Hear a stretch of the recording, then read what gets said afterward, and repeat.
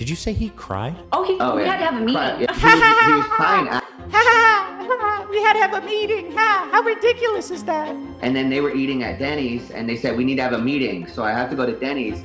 And they pretty much then talked about how they were going to have to fire me because I reminded he was crying at the gym.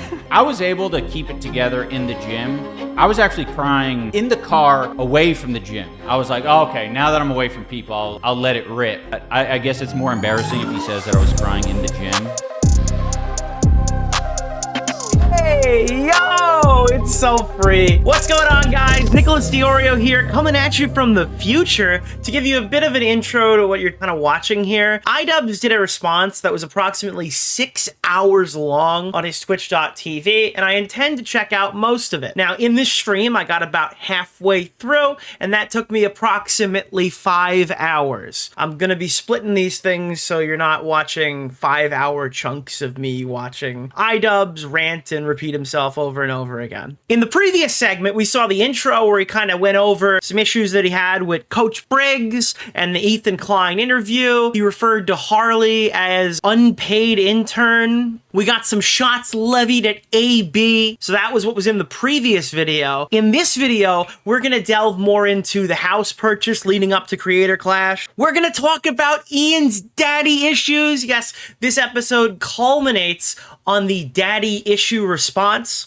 Did Ian make his coach go to Denny's to fire him after he found out that during boxing matches, when the coach is giving him direction, he reminds Ian of his father yelling at him when he was a kid? Is that true or false? Is it partly true? Snopes doesn't know. Ian's gonna tell us. That is all happening in this episode. Hope you enjoy, ladies and gentlemen. My name is Nick DeOrio. I don't really know where I'm going with this. I still can't believe this guy talked about, like, it would be a bad matchup against Dad. That is even that is the craziest shit. They couldn't do the cardio because 10 weeks before the first event, Anissa wanted them to buy a house. So instead of doing 2 trainings... Please give me the answers on this. Oh, I can't wait for this one. At that point, they had to cut out... Why the fuck does he keep bringing up Anissa? That's a clip.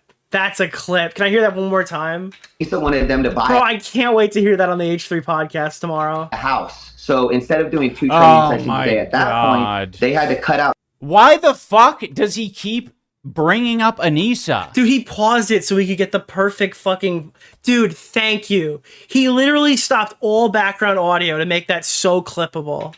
No, our lease had ended and we needed to be somewhere. We needed a place to fucking live. Hello? Like, and buying the house didn't all of a sudden make it so I couldn't train. It's not like I'm there, like, fucking every day doing a deal, exchanging documents. I can buy a house and train also. I can buy a house, build it up, burn it down, and build it up again. Yeah. Why he's using this as, like, the penultimate moment that led to my boxing loss. Well, you can... I don't know. Okay. All right. So... out training to go look to buy a house. And he moved into his new house the week before we left. Let's finish and see what the argument was before we get mad about it.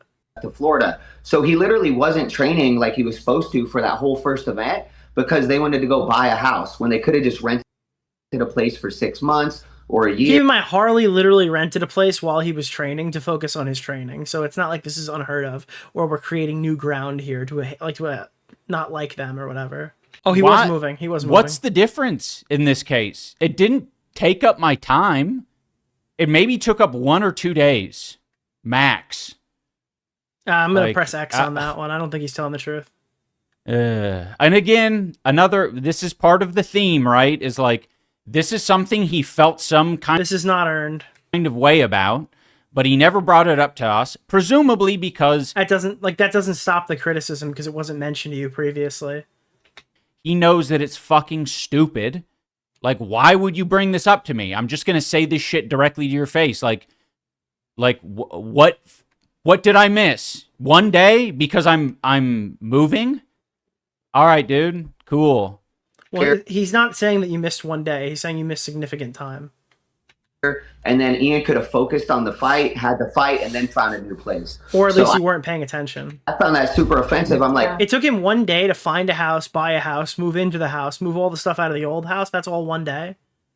This whole process was a singular day? You're not doing anything, I'm telling you. And they would lie to Oh, it's offensive. It's offensive. me, and he would tell me he was doing his road work. They would He'd tell me- Yeah, it went from 2 days to 1 day. And it's like, this was not 2 days or 1 day.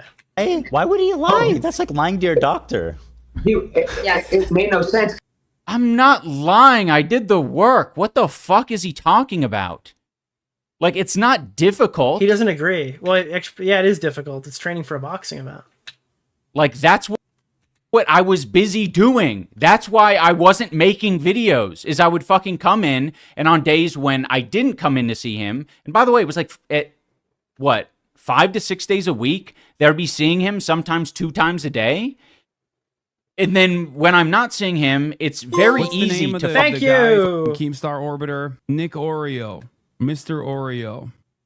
Bro, imagine iDubbbz was so delusional that he kept getting messages from his coach, time to go train, let's go train. He's like, oh, this guy's just taking me for money, bro. I'm good. I know what I'm doing. This guy's just trying to milk me for as much as he could get or something. That would be very funny if that's how he was thinking. fucking run. Like, that... I was already doing boxing training. It's not like I'd abandon that and be like, oh no, today's fucking rest day. The boxing training was infinitely more exhausting than doing a run, but I'm not going to do the run. Okay.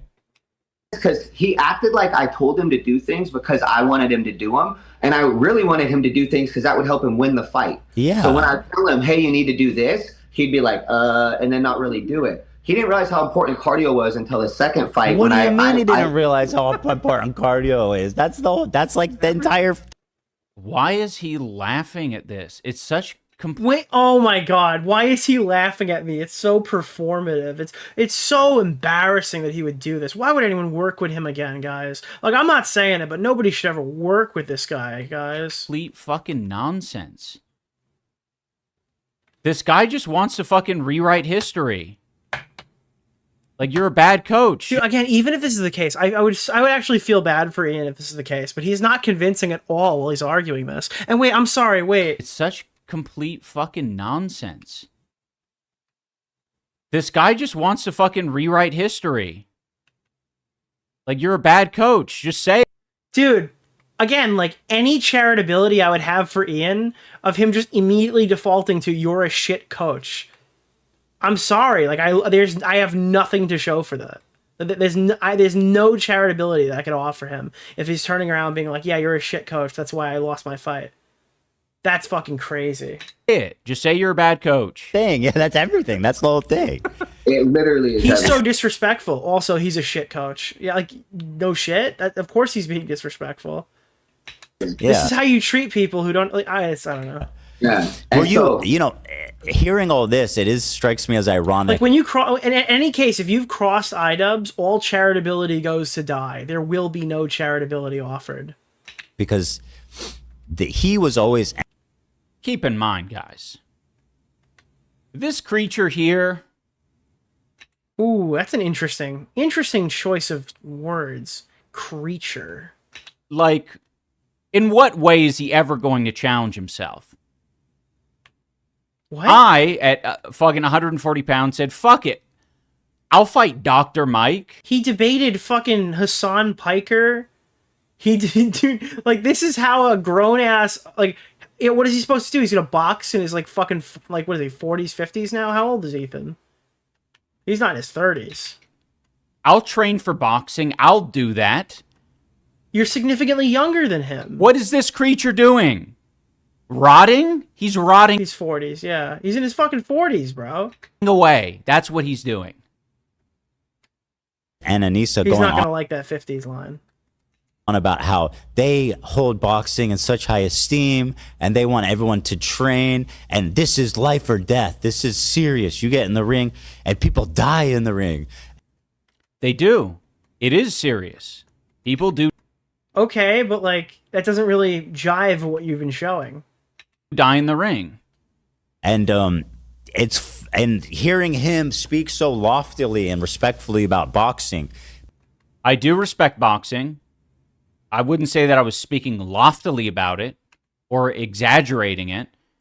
Boxing is a dangerous sport. People die all the time in boxing. What's your fucking point? But then His here, point is, doesn't really seem like you took it very seriously while you're also echoing that sentiment. I don't respect. he's like, oh yeah, no, I lied to my trainer about running. It seems like you're taking it for granted. What am I gonna do? It's like, Thank what? you. How is that connected in the slightest? Also, it's Bro, it's... I We're at the recommend point where he's watching just Nicholas ignoring DeOrio's context. Latest video. pausing every second, be like, what the fuck's the Sorry, problem? What's the Coach, problem? What's the I want problem? to film myself ranking Chex Mix, trying fidget toys. Dude, it's the or only making a way. fast food tier list. We have to. I promise I am at least doing at least one set of bicep curls a day with a weight set I have at home. Oh, man. What's the name of the guy? Keemstar Orbiter. Nick Oreo. Thank you. Mr. Oreo. I think we should hit a goal, by the way, chat. Musical note. Brain damage Evie since the day I have boxed. Drugs what Anissa has put me on. They say I never know which way I am going. But everywhere I go they keep laughing at me. Musical note, musical note. Thank you, thank you, thank you. You guys have earned another goal. a lie. So there's that. Happy September, guys. Why would I, like, this is so annoying. Like, I'm not a child. I'll do I beg to differ. the fucking training. I did it. Like, Also, keep in mind, I'm not a fucking child. I did the training. Little adult toddler. Adult child. time to add to the lie counter. It's fucking this. How did we get to 16? I literally looked over. It went from 12 to 16. What is happening right now to the lie counter? It needs to happen automatically. I need to get a fucking AI in here. This is 18 at this point. Nicholas the GOAT, thank you for the you. $5, my man. You got to be careful with 18.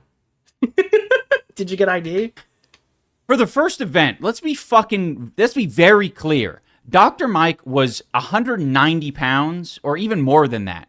He was coming down. I was going up. So not only am I doing Dude, they're so humble until you ask them why they actually lost, and they just tell you. This is obviously how he felt the entire time. His trainer was shit. He was at a disadvantage. There's no way he could have won. It's how he mentally justifies it to himself. You're hearing the quiet part out loud. They're always so humble until you ask them what went wrong, and they've got every excuse in the fucking book. cardio, but I'm eating. I have to eat. If you didn't think that you could beat Dr. Mike, then why did you do a fight with Dr. Mike? You were the one who is creating this card. Why did you pick a guy who could beat the shit out of you and not make a competitive fight, Mr. I care about boxing? There's a KFC in Yemen! I can't wait to watch this stream back. Seeing iDubbbz, the absolute mega dork getting clowned on for 1 million years will supply me with energy to perform 1 million night shifts for 30 years. Honeybee vampire medium dark skin tone male sign honeybee. Thank you. My question to you is, if he's like getting so mad when you invoke the fact that he's like, boxers die. Boxing is super fucking serious, which it is, and I agree with. Then simultaneously he's like, well, the reason I lost my fight is because I was fighting, I'm 140 pounds, fighting against a guy who's 190 pounds, okay? Who's got fucking, it's like, well then why did you schedule this match? Who fucking forced you to fight a guy 50 pounds heavier than you, who knows more about fighting than you? Why did you willingly enter, Mr. Oh, I care about the fighters, I care about the fucking sanctity of boxing. Why not just pick somebody else? I mean, no offense to Dr. Mike, but he's not as notable as you are. You couldn't find any. There's got to be somebody in the card who's a better matchup or somebody you could have found. I have to eat a lot. So yes, I did challenge myself. Unlike your bitch ass, you would never challenge yourself. You can't even... Motherfucker, he called into Sam Cedar. I gotta be honest with you. Ethan Klein calling into Sam Cedar after the Leftovers podcast. And I will give him credit for that. Like, Ethan can't even fucking challenge himself to, like, get rid of the button. Like, oh, yeah, it's the button, dude. Now, so you're going to say my Sam Cedar reference is bad. Now the button is the equivalence of getting in a boxing ring. He's so incapable of controlling his mouth. He doesn't have to. He has money. Dude, this is like the luxury that you don't live in, okay? He doesn't have to do that because he can afford a fucking $30,000 button that fixes all of his problems and makes him go away. You can't buy happiness, but you can buy the ability to not look like a fucking idiot online with a click of a button. Something that you desperately need on this stream. That he can't get rid of the button. Me? I'll fucking box a guy who's been boxing for 5 years. Like, yeah. At, But you couldn't even produce decent content. 140 pounds. Like, yes, I will do that. Why are you mocking me? Yeah. To be fair, you have a very mockable face. I feel like a lot of that was them regurgitating what I would say. A lot of it, when I would tell them things about boxing, they would go repeat those things. I don't know how much of it was like them actually believing it, but Well, yeah, you are our coach. You are our What did you say? Wait, tell them things about boxing, they would go repeat those things. I don't know how much of it was like them actually believing it, but Well, yeah, you are our coach. You are our trainer.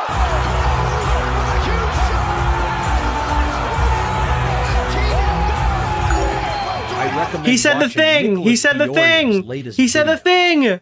So we are going to repeat things you say sometimes, you know? So, Amazing. man, what a, like, weird human centipede of gossip talk. What's the name of the guy? Keemstar Orbiter? Nick Oreo. Mr. Dude, I Oreo. love the coverage on this. Remember, Wow, this guys. guy is stoic. Yeah, wow, guys. This is crazy. I can't believe they're, checks notes, What's the name talking of the guy? and Keemstar Orbiter? Nick gossiping. They're Oreo. gossiping on Mr. stream. What?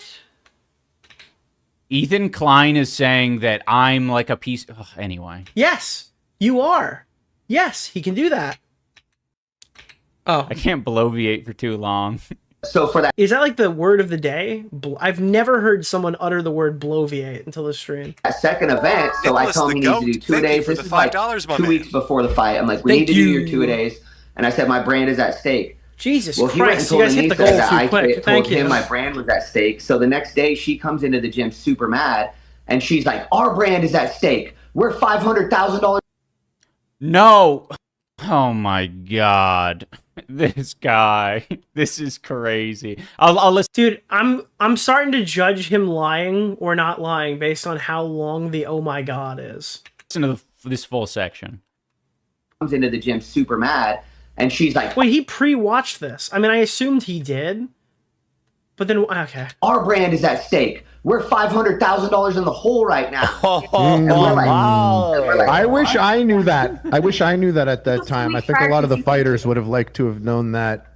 I don't think none of them needed to be in the dark about that, you know? Yes, completely. Well, and that's the thing. They said you guys didn't promote enough, but they weren't honest about the fact that they were spending the Thank you! KFC in Yemen. There's a KFC in Yemen! I went up. He went down smirk. I gotta eat. I can't bloviate. Stop mocking me. iDubbbz. True. money from the ticket sales on the hotel, on flying people in. Blovier was probably in the Wordle. Oh my god, imagine if the lore comes from there. And on all these other things. So it was just like... So those decisions that... No, that's not how that works. Everything is fucking budgeted and, like, accounted for ahead of time. And, like... What was the start of that? Dude, he's so CTE and he literally just lost his train of thought. Amazing, bro. Amazing. Stake. We're $500,000 in the hole right Okay, Anise asked... Anise Oh, my wife has come in. Sorry, I was trying to make an argument. My wife has come in. She's going to say something. has some fire to... Wait, she really came in to intercept. That's crazy, dude. Fumble. Fumble, they're going the other way. Here, let me extend this so you don't have to be in frame. Why didn't they just put her next to it, make it a fucking podcast where she whines too? That's the only thing that would be better. I need Anissa to sit there awkwardly with a fucking resting bitch face on, crying the entire time about how mean these people are. That would make this way better. It won't pick me because I'm right here. You can, Come on, Anissa. I didn't know this was coming. Get on there. How did you budget for negative 500,000? I have no idea. They didn't because it didn't work. Okay. I just want to, like, because I'm the one who was, like, seeing the back end. This part of it really pissed me off with Harley saying, like, we would have really liked to know. Being $500,000 in the hole year 2 is actually amazing. No way. Oh, they want as many pinball machines as possible. We're gonna, dude. This no, bro, please. Like seeing the back end. This part of it really pissed me off with Harley saying, like, we would have really liked to know. being $500,000 in the hole year 2 is actually amazing. Ethan, that's another one on the show tomorrow. On the show, that's a clip. That's a clip. Year 1, we were $1 million in the hole before the event, and that's normal because production. Bro, that just tells me how much money they fucking lost. Oh no. Broadcasting, renting. Dude, if they're confirming 500,000 in the hole, that means the event made 250,000. Let that sink in. That means Creator Clash 1 made like $2 million.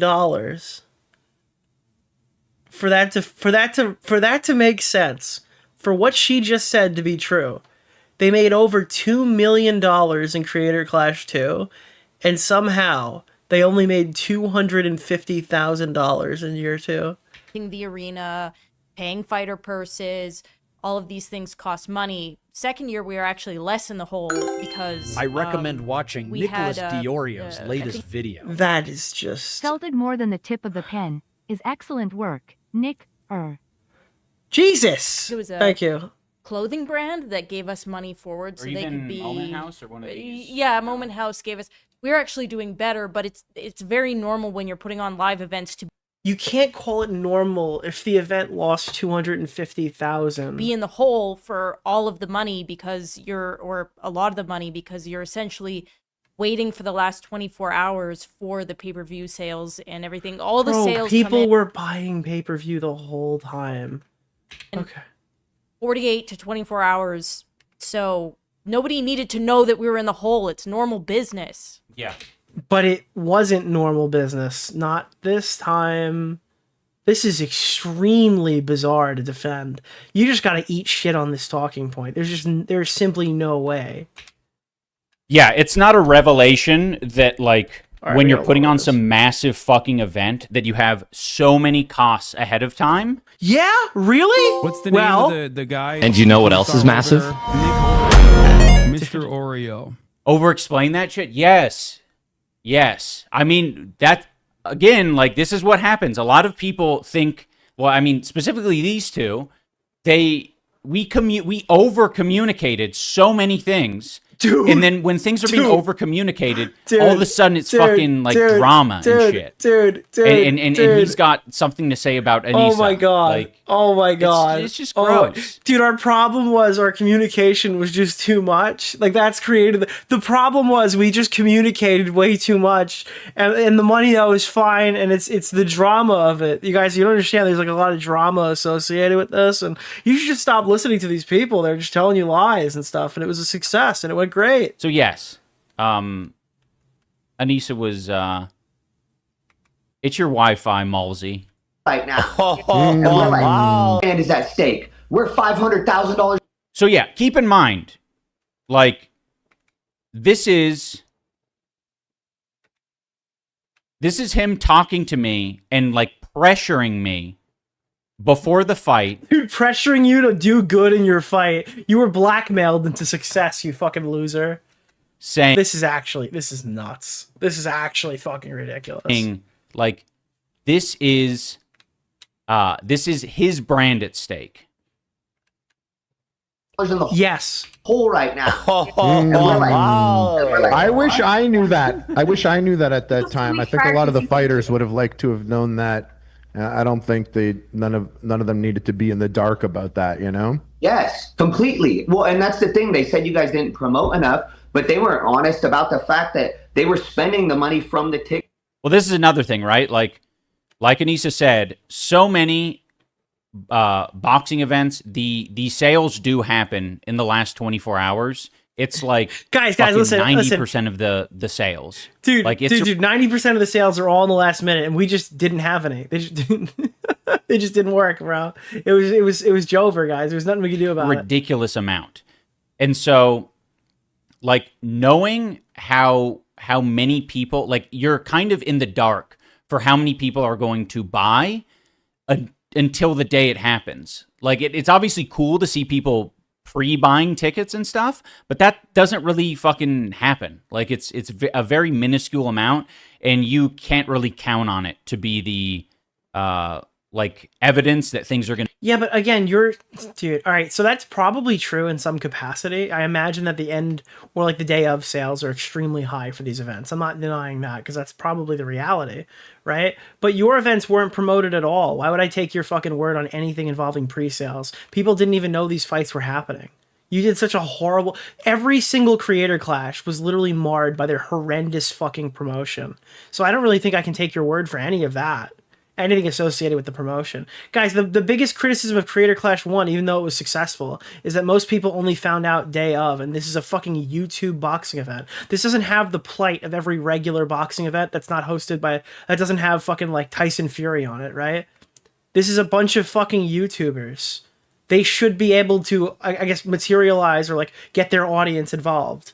To be okay. So oftentimes you do have to... Like, boxing events and YouTube boxing events are totally different. In real boxing, the fucking stadium is empty until, like, the main event or the main card starts for UFC or something. Like, people don't show up. Nicholas the GOAT, thank to you watch for the early $5, my fights. With YouTube boxing, there are fucking ass in seats immediately.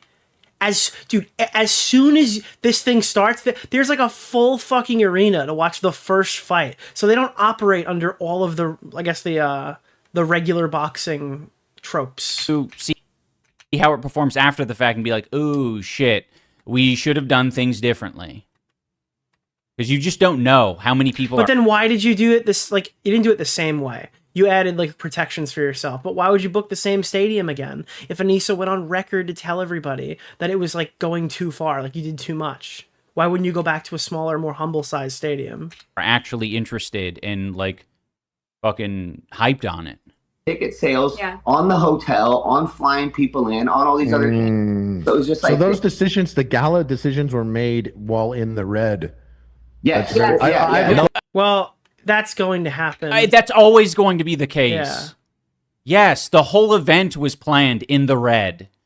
Like, about that. But what about, like, sponsors? What about Crash Bandicoot? Wasn't Crash Bandicoot, like, a lucrative fucking sponsor? How much did Fansly pay? Like, what are all the other factors here that we're not knowledgeable on? Thank you. You care about rape, and you're hyping up a dude. Like, you're going into this with segment on a show called sponsors. Ultimate Rape Review. He was Hold like, up, Nick. Jaileray was promoting to all 300 of her Twitch viewers. They sold tickets. Yeah. Again, there's just fundamental issues here with promotion, which fighters they chose. We're not hearing anything about sponsors who are hosting these events and stuff. down 500,000, and she still had time to cancel stuff when she said that. Like, how before the event was that? Yeah. I mean, it was 2 weeks. It was 2 weeks before the event. I mean, they knew they could have made some last. Wait, so then he literally says when it was. After iDubbbz made a huge point that it was so close to the event. And it moves. Yeah. They knew they were 500K in the hole long before that, right? That's just when they yelled at us about it. Yeah. So they could have definitely made moves too. Also, 500K in the hole, like 3 months ahead of the event, and 500K in the hole 2 weeks before the event happens is like a different animal, but the same beast. I just saw right? Keffel's tweet on Nicholas DeOrio. Keffel's a Thank you. shout out. Gotta back up for the full VOD, but wanted to drop the cash to say honeybee glad to see the competent cuck bankroll pinball by responding months after the fact. True. Reduce. And he's acting like he just saw this for the first time too, which I guess maybe is possible because he said he just started watching videos, so he literally just woke up and went, "What the fuck?" He wanted that award show so bad the next day. They really wanted to. No, it wouldn't have mattered. Like, even if the... Wait, so you're telling me that it would have lost money regardless as a justification for mishandling funds on... I'm sorry, mishandling funds might be a legal word, but using the fucking money for a fucking... Like, dude, ultimately, no money went to charity, but you did have a fucking paid comedian. You did have, like, multiple galas. You did have multiple parties associated with the event. So, like, this is kind of crazy, bro. Costs were reduced.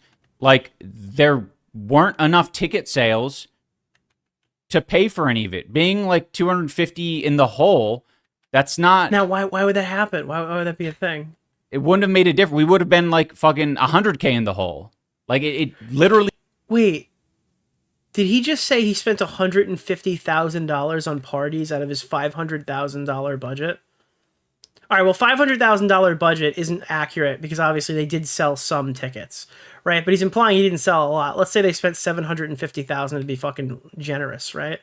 Let's say they spent $750,000. $150,000 exclusively on parties is fucking crazy. That's fucking crazy. It makes no difference. No, that's a huge difference. Hey, these guys were fucking completely retarded here with money. And this is just the most obvious example of that we can all just clearly see with our eyes. Like, that's inexcusable. That's debt for us at the end of the day. To have that award show so she could give out awards. Once again, you had heard, like Ian said, he didn't want to what's another $150,000 when we're already down $500K? Might as well go all in and take money directly from the kids. I agree. That would be the based option if you use the based ability. Fight just end and have everybody go home the next day. He said, I'll quote him because it's very rich. He says, "It's very rich. It's very rich. Listen how rich this is." That the first time afterwards, he woke up and everybody was gone, and he found it super depressing because he didn't get a chance to process his trauma, which seems my therapist says a little bit hyperbolic, frankly, if I'm being honest. I mean, it's like it's not. It's a fucking big deal. You're a fucking loser, dude. I'm sorry. Yeah, okay. There's no way to say that. Okay. There's no way. There's just simply no way to say that argument and not sound like a complete fucking loser, dude. I'm sorry. Like, if you've never been in the fucking boxing ring, like, what room do you have to talk? This dude can't even fucking... Bro, this guy seems like he's got to stop for trauma when he has to go walk to the bathroom, bro. I'm sorry. Like, this is like your whole aesthetic. Pick up a weight. Shut up. Like, talking about what's trauma and what's not? Jesus. Self-inflicted Jesus, you know, guys, Jesus. The event. I wouldn't call that exactly I wouldn't put that up with like maybe like fighting in a war. I don't know. But oh yeah, you're right. You're right. Please, dude, say something completely out of pocket about the IDF. I'm begging you. I'm begging you, bro. Man, this guy's so smart. He compares any normal everyday trauma with it being related to war. Yeah. Only people going to war experience trauma. Yeah. And that's this. Well, that's like a common one. Yeah. That's a fairly common example. Serious trauma is the war. And again, he's talking about his wife who was a secretary in the IDF, just to be clear, who went on one ride along. That's what we're talking about here. We're not talking about a grizzled soldier with 50 confirmed kills. Or trauma. Everything else, it's irrelevant. And it's not as if it's fucking vague and all-encompassing, that word. I'm not saying that I was fucking abused, right? I'm not saying that it's like fighting in... well, it is a little bit like, you know... Oh, dude, that's insane. That's so fucking crazy. Your YouTube boxing is not like fighting in war. All right? I don't care where the fuck I'm sitting or what I can or can't say. Bro, your YouTube boxing event that you literally took 6 months off of is not the equivalent of fighting in an active war zone. Why would you say that? It's nothing like that. I never said that, but it is kind of similar. That's the serious trauma, is the war trauma. Everything else, it's irrelevant. And it's not as if it's fucking vague and all-encompassing, that word. I'm not saying that I was fucking abused, right? I'm not saying that it's like fighting in... it is a little bit like, you know, it is hand-to-hand combat, so it is... Oh my god. You know, it is physical, but there's a lot that goes into it. It's fucking scary. People are fucking shitting themselves in the bathroom. Dude, I fucking can't. I can't do this anymore. I can't do this anymore, bro. There's no way that was his There's no way that was his go-to example, bro. Come on, dude. There's no way. You're this fucking stupid. Why are you like this? Encompassing, that word. I'm not saying that I was fucking abused. Right? He's got the gene. Oh, this is brutal. Right? I'm not saying that it's like fighting in... it is a little bit like, you know, it is hand-to-hand combat. You know, war is a lot like irritable bowel syndrome. So it is, you know, it is physical, but there's a lot that goes into it. It's fucking scary. People are fucking shitting themselves in the bathroom before their fight. People are vomiting before their fight. Like, it is a real thing. Your emotions are a part of this. Like, everyone wants to make fun of the idea that I'd say, like, processing the trauma. Like, fine. Like, if you're going to be all sensitive about the language I'm... Dude, you're being super sensitive. I need my trauma party after my negative $250,000 charity event. All right? If you're going to be fucking sensitive about it, that's on you, loser. Like, I can say, have a good time and relate to your fellow fighter. Like... I can use some language that, like, I don't know, makes people less... Yeah, snowflake. You think I should give money to charity in my charity events? Critical, but it's... Have you ever even fought in a war zone against Dr. Mike? Not accurate. Like, the fucking... It sucks, especially if you're in a position like Matt Watson was in, where he got his shit rocked really quickly and you don't even know what fucking happened. Or you get knocked out and you get super embarrassed.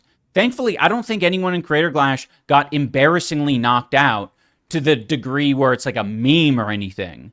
But I want to be prepared for that. Bro, you know who did get, quote-unquote, embarrassingly knocked out, which I wouldn't refer to it that way at all whatsoever? This is the craziest part. He didn't even do research on Kino Casino. He went all in on Kino Casino. Why didn't he take a shot at Andy? For getting rocked by fucking... Andy got rocked by, Salt Poppy, which, by the way, again, Salt Poppy has fucking crazy power, right? I don't knock Andy at all whatsoever, but I mean, at least bring that up if you're going to start shitting on them. Try a little. I want for these other creators to feel like they are safe. Does he even know that when he's talking about this, that the other guy who he didn't focus on at all from Kino Casino has literally boxed before? Has actually boxed before? In our event, watching Nicholas DeOrio's latest video. Thank you. If they are, you know, their like reputation is safe. They are essentially, they have people around them that care about them. And that extra day would have been a great way to Thank you. Goat. I appreciate that. To show them that. But I guess we all define trauma differently. But so he goes, so in that case, I wanted to throw a party afterwards where we could all talk to each other and process our trauma. And then he says, we lost money, but I don't regret throwing the after party. Yeah, he said I think that was a lot of her words, because like he would. Nope, I guess not. I guess not.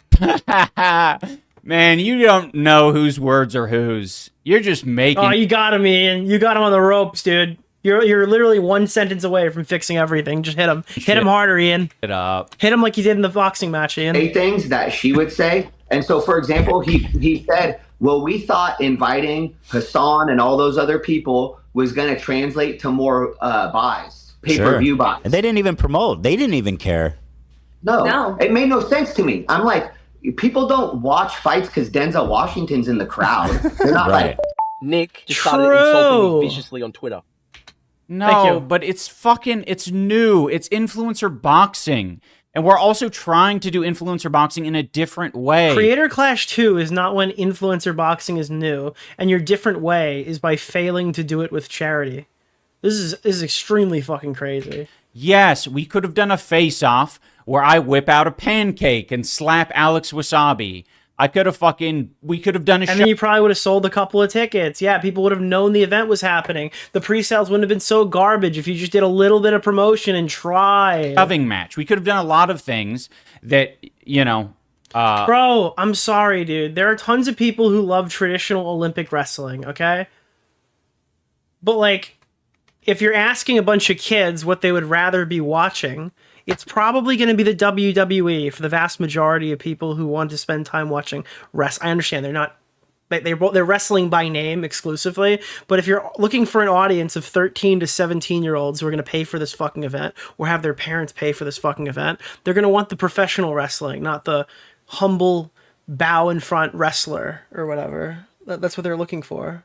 That professional boxing shows do to get more buys. We didn't know that that was going to be a problem because it wasn't a problem the first year. It was literally a problem the first time. If you guys made $1 million back or whatever and then still made $1 million on top, that was because YouTube boxing was hitting differently.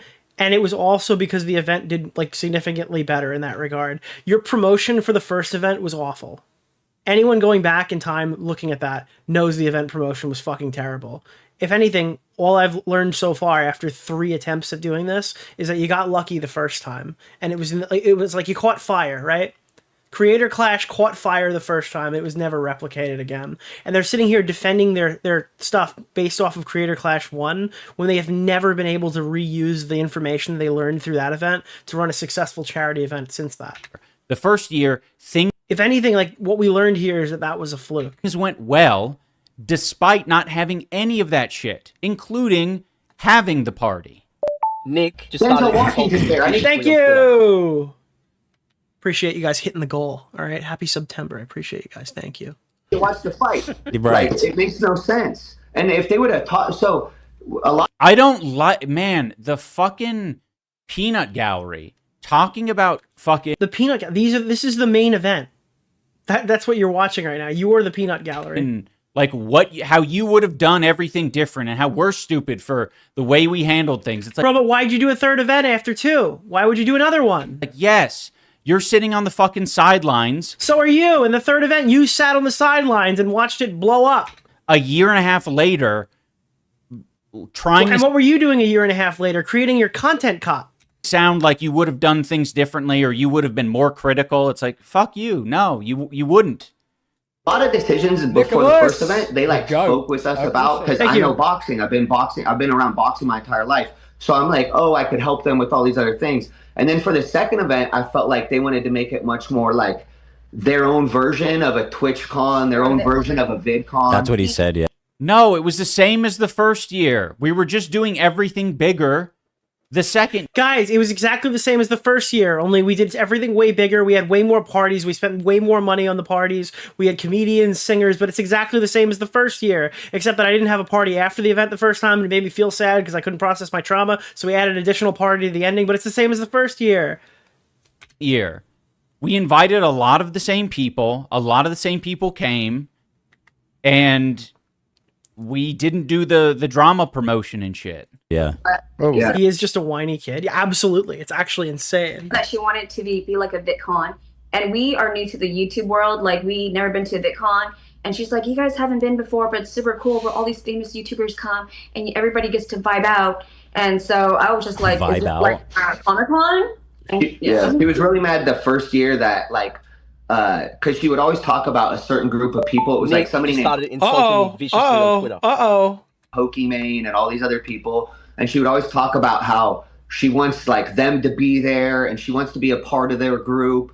Oh so my a lot of God. it, and then so that's why like this is not true. What is he saying? He's just like combining different gossip talk. But wait, does he know that? If that was what Anissa said when he wasn't present, then how the fuck could he say that?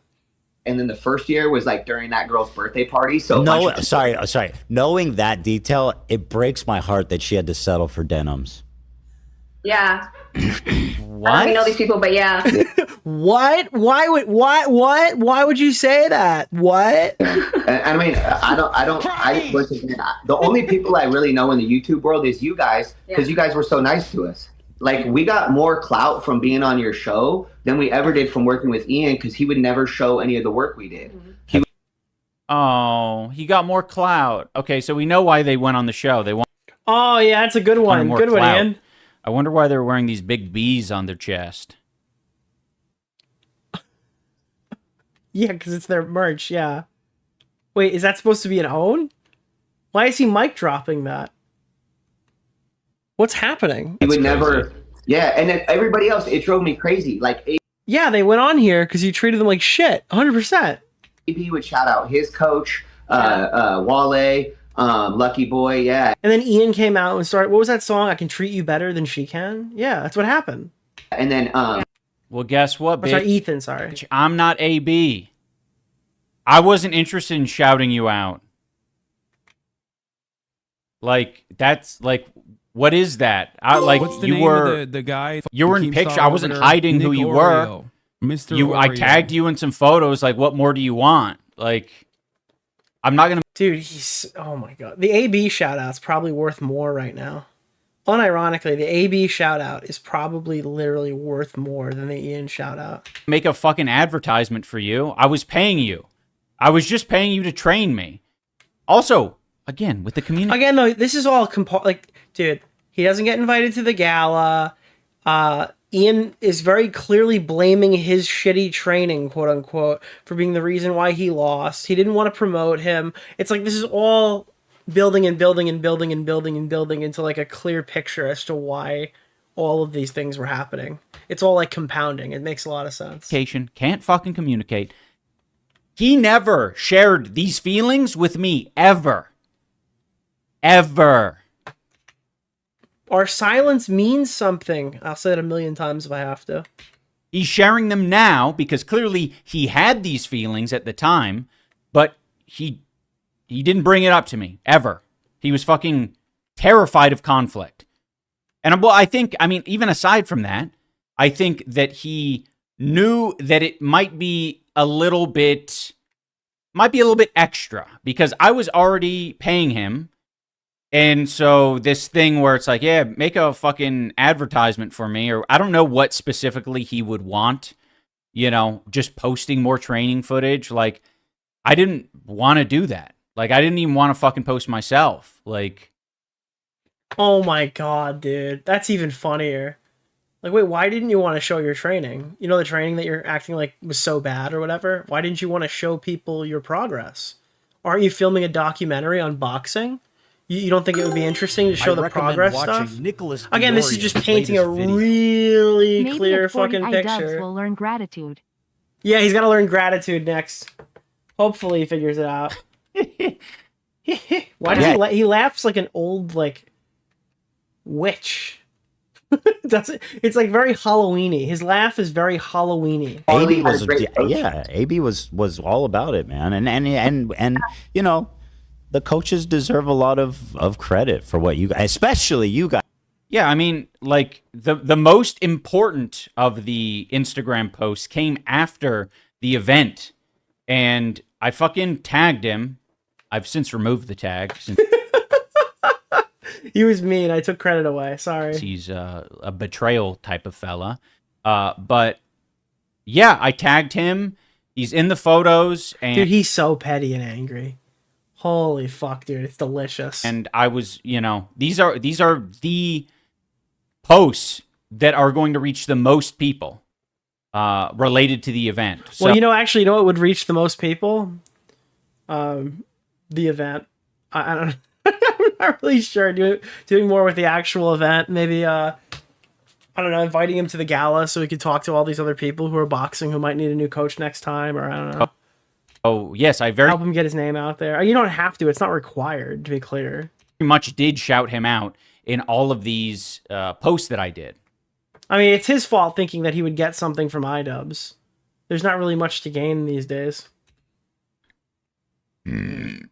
Jesus. Well, yeah, the betrayal I'm referring to is them coming on talking mad shit about Anissa and I and lying for like 2 hours straight about us. That's the betrayal I'm talking about. Because I thought we were... Now it's 2 hours straight of lying, or he could have really not leaned into this stuff and made like...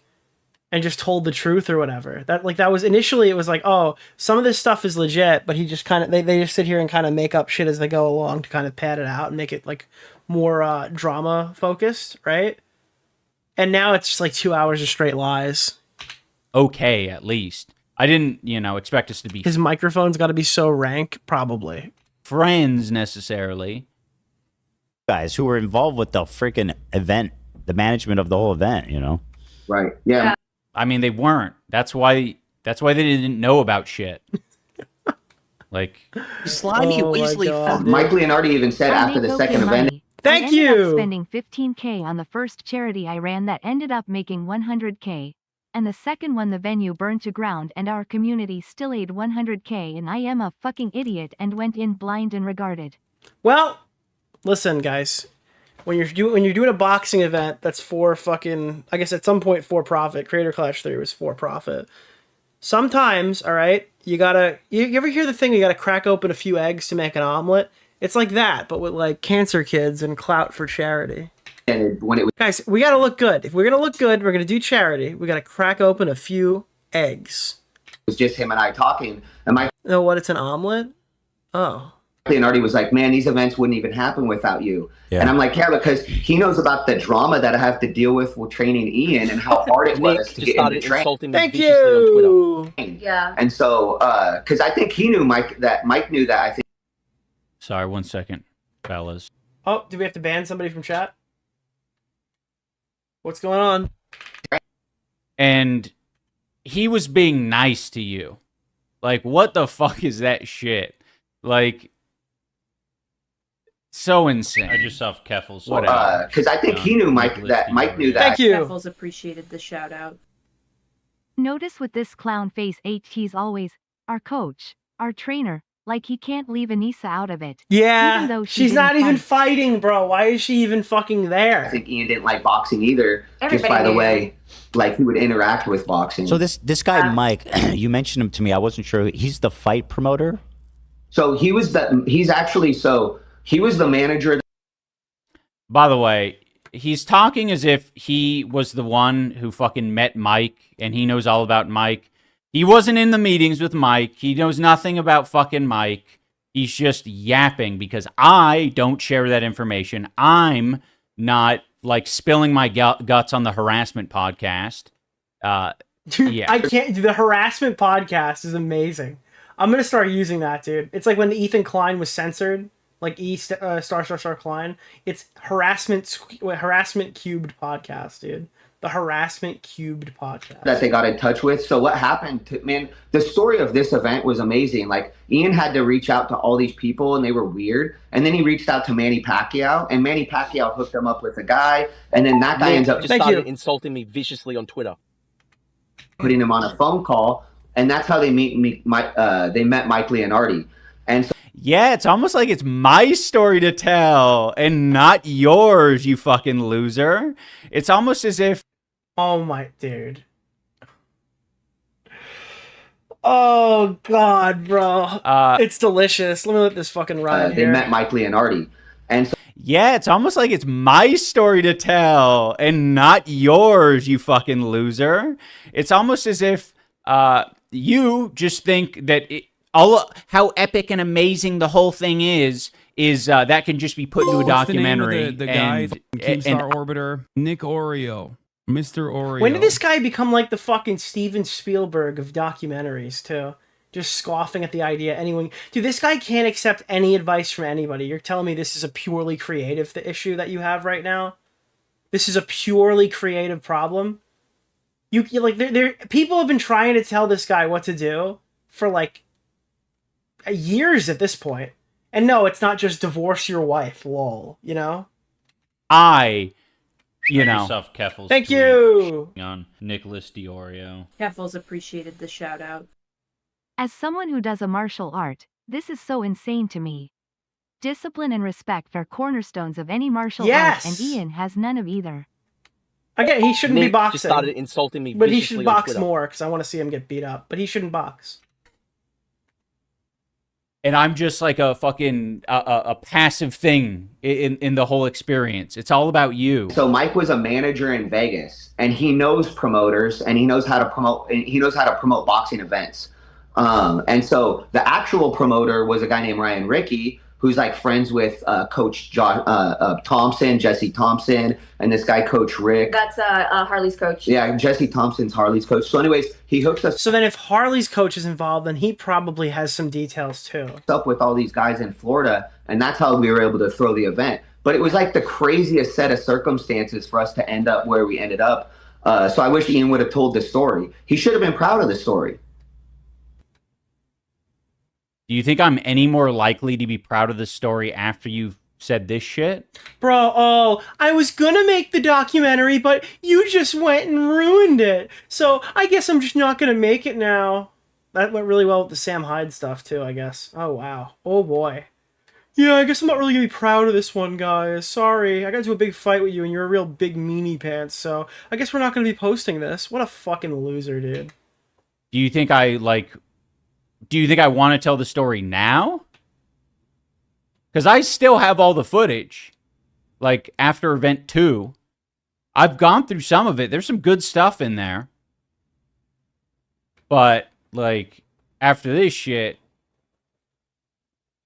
what do I selectively edit out the coach? Or I just, like, have an arrow following him around the whole time that says rat? I literally think what iDubbbz has done for his audience is probably more fucked up than how Destiny abandoned. Never mind. Never mind. We're not going that. We're not going that low. We're not going that low. We're not going that low. We're not going that low.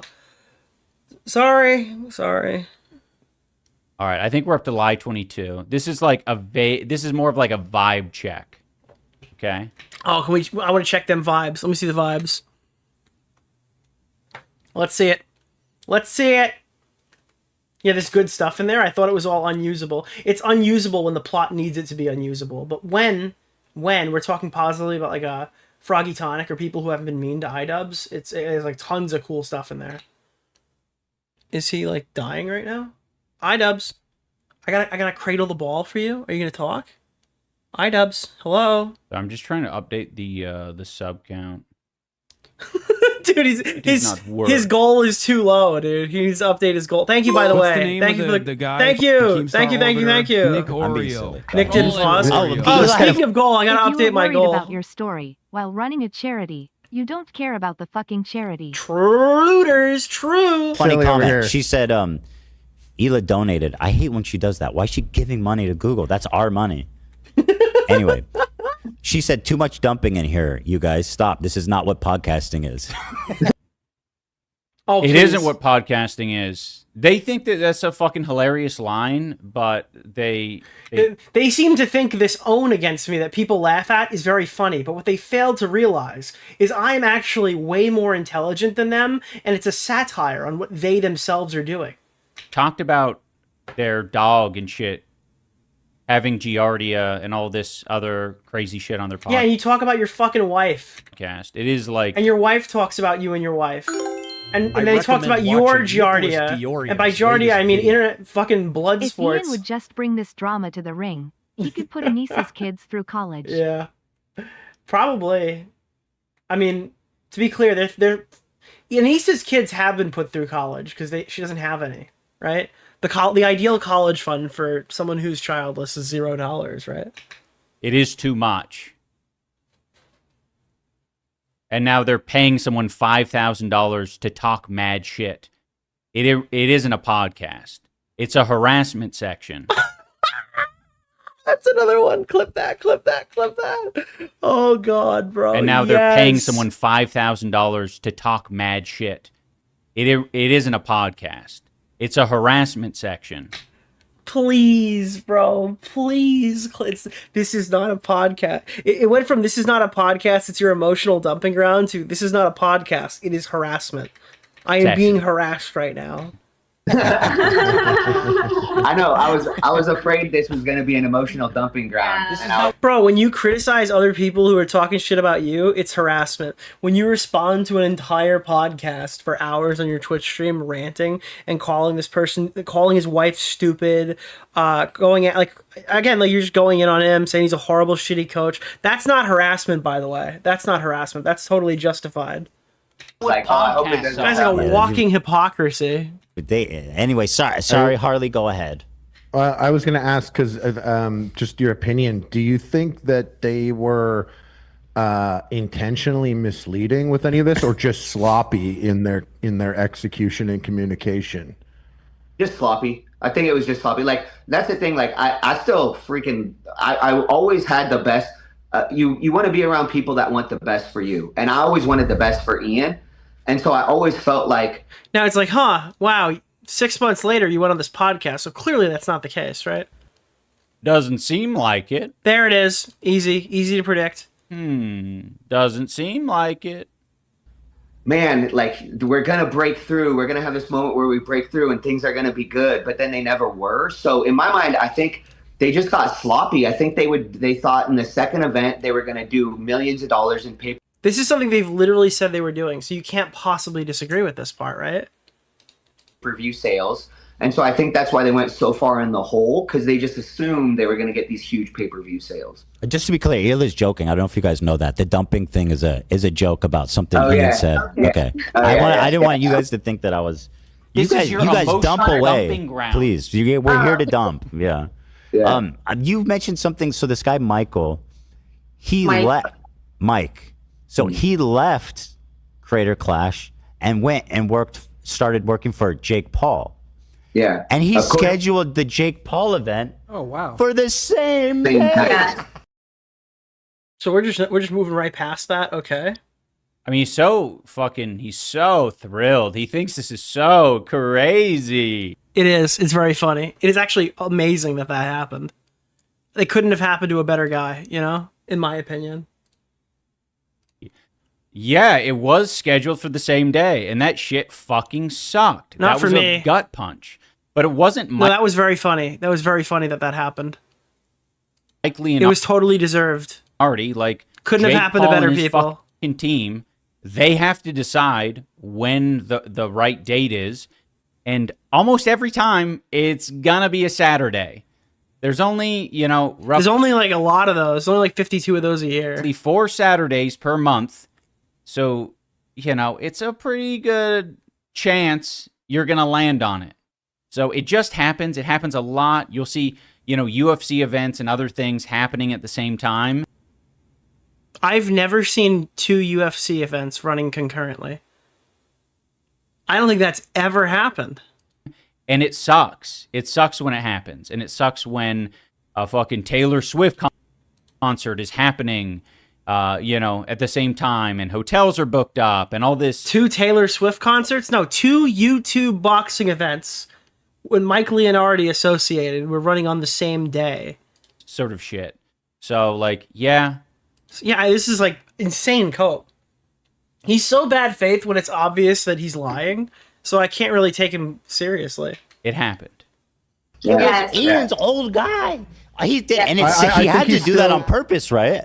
I think he still owns. Why is he saying that? He wants everyone to hate Anissa and I, that he's assuming. Bro, everyone already hates Anissa. Guys, there's no more. We don't have to bury the lead here. Everyone fucking hates Anissa. Most people fucking hate you.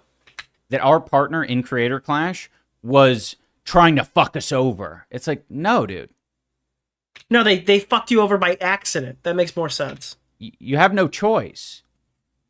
You can say that, maybe maybe the Jake Paul team was trying to fuck us over, but I don't even believe that. There's only so many dates. Creator Clash, that guy. I think he's still part of it. Well, It's just when you have like a Jake Paul. Dude, nothing was funnier than when they fucking announced the event and then KSI announced the event the same day. And then the event actually has a date and people are buying tickets and they announced another fight for the same day. I wonder how much in the hole do you think that Jake Paul fight was? Do you think the Jake Paul fight was as similarly in the hole? I would be interested to know some numbers on that. That's your thing. That's going to take priority over everything for sure. The event is 100 times bigger than Creator Clash at its best. But I think he's still involved with Creator Clash. So, but then why would he do it on the same day if it wasn't meant as shade? It's a great day. It's crazy. It's so crazy. Oh, thank you. Keep forgetting the lie counter. Oh, dude, what was the lie? Wait, what is the lie? What are we updating? Someone just told them to add another number. We saw that. Yeah. I was like, because we already knew it was the same night as it. So first of all, Ian never even reached out What's to the me. name Thank of you. the guy? Keemstar Orbiter. Nick Oreo. Mr. Oreo. At all for Creator Clash 3. That's one of the big things I want from this is to Dude, new lie just dropped. True. What happens when Ian messes with you or messes with these other people, a lot of it comes back onto me and either my YouTube channel or my Instagram, where people start putting. Oh, now we're scoffing at the idea that this guy is getting hate right now. That's so funny, Ian. That's so funny, Mister. I see my wife in everyone I look at. Not when they're mean to you. Suddenly you don't see your wife in that person anymore. Comments on my stuff. It's probably happening to Harley. It happens to everybody that's related to it, right? Well, what? What did they say? Look at that smile. He's so satisfied that the person's getting shit. They say.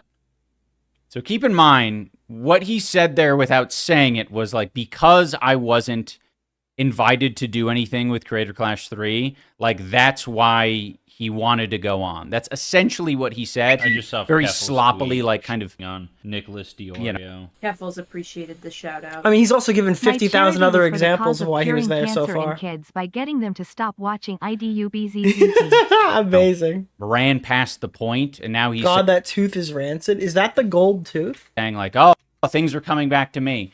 Things weren't fucking coming back to him. Okay, you wouldn't go on this stupid What's the podcast name of if the things guy, were coming back to you. Keemstar Orbiter, Like Nick that Oreo, wasn't happening. You Mr. felt Oreo. safe to go on this podcast. Holy fuck, dude. And talk mad shit. Yeah, that's not even close to what he's saying. Yeah, like no fucking Instagram. Dude, we're talking about like net decking opinions here on this. And I mean, I don't know what the fuck that. Well, you kind of just jumped to a conclusion there. Comments. It's nothing. No, I think he's clearing his name. What are you talking about? But and keep in mind that he was in my Instagram DMs saying flames emoji and shit. He was all good. Did he see what the video was? With this shit when he... If he's not super knowledgeable on who Ethan is, even after the video is initially coming out, and he wouldn't know that you lied and took almost every fucking clip in the video out of context, it's also possible he might have thought it was a good video on initial look at. When he didn't know who I was making the content cop on, it was... Oh, never mind then. Never mind then. Just like the trailer. And he was like, oh yeah, hell yeah, this is cool. Yeah, it was cool. There were people who hate you who were ready to watch this video and thought it could be okay. I was talking about how it could be interesting if you made a video on Asmongold. Like, this is... Oh, fuck me, dude. Why would you argue any of this? Dude, after 2 fucking hours, he just told me the context I asked for 5 minutes into. I'm actually losing it. Dude, that's a whole different episode. So, you need to show them. I mean, I fucking blocked him. I can if I need to. I recommend watching Nicholas DeOrio's latest video. Thank you. Fraud coach. Their shit. What? Yeah, talk about the sparring videos. So people want to see sparring videos, but Ian never put out any of my filming, so people think that Michael didn't. Yeah, so people in the comments, they'll say, "Oh my gosh, you never had him." How is Ian surprised? Isn't it obvious their silence means Yeah, something? dude, the silence means something, bro. The fucking podcast is not your emotional dumping ground. Everything he said in that video has literally gotten slapped into his face a million times. The GOAT. I appreciate that. Spar, that's why he lost the fight. Oh, There's like fucking 3 people telling him this narrative, maybe. And he's saying that all these people are saying, like, he's just insecure because he... Dude, you're so insecure. Why are you being so insecure, you fucking loser? Why are you so insecure? Like, people lying on his name and saying, you didn't have Ian spar, that's getting to him. It wasn't getting to me. I'm like, yeah. Yeah, because you don't give a fuck, bro. You don't give a fuck about your performance. Yeah, that's the thing that he cares about. Yeah, whatever, I fucking lost. It doesn't matter. Some fucking rando saying that I didn't spar. I know that's a fucking lie.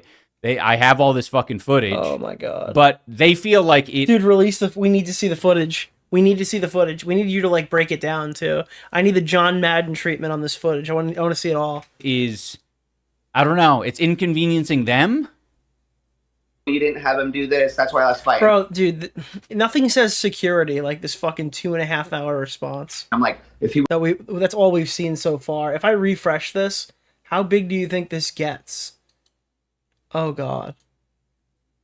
Fight. And I'm like, if he would have... Oh, my God. Oh, my God. Oh, my God. Oh, my God. Oh, my God. Oh, my God. Oh, my God. Oh, my God. It's 2 more hours. Let me break it down for you, Mark. So I'm thinking the next stream is going to be finishing this after we watch Ethan's response. We're going to keep going for a little while, but it's already 1 in the morning. I'm thinking we're going to re-up on this. Maybe we'll speed it up. I want to watch this, so... Release the footage, they would say we did all of those things, but... We're not doing... Who cares, dude? The iconic Chud quote. It's not... It's fucking my footage to release. Now I have to try to stick up for myself and have my YouTube be an emotional dumping ground. In my comments. Bro, there's... Unironically, this is going to be 5 videos. People are like, you make too much videos on X, Y, and Z person. It is going to take 5 videos to cut this up into any size chunk that would be acceptable. There are 5 days in the next 2 weeks that are going to be this fucking video. Yeah. To try to protect myself. Or my brand. And so... What do you think would come out of going on the harassment podcast? Dude, yeah, bro. There needs to be a timer for harassment podcast. Do you think... All right, what we're going to do is we're going to watch a little bit more now, and then we're going to re-up for bingo. We're going to do bingo. So next stream, we're going to cover Ethan's response, and I'm going to set up bingo for the rest of this to try to make it a bit more palatable, so we're not just repeating ourselves the entire time. On Twitter. That's what we're going to do. I'm not going to watch any more of this part. I might get spoiled with some of the stuff we're going to watch there, but I'll have the bingo board set up before we see it. You think you're not going to get more harassment? We're doing harassment bingo, okay? Next episode is harassment bingo. Harassment out of doing this? It was just crazy to me because Horrible.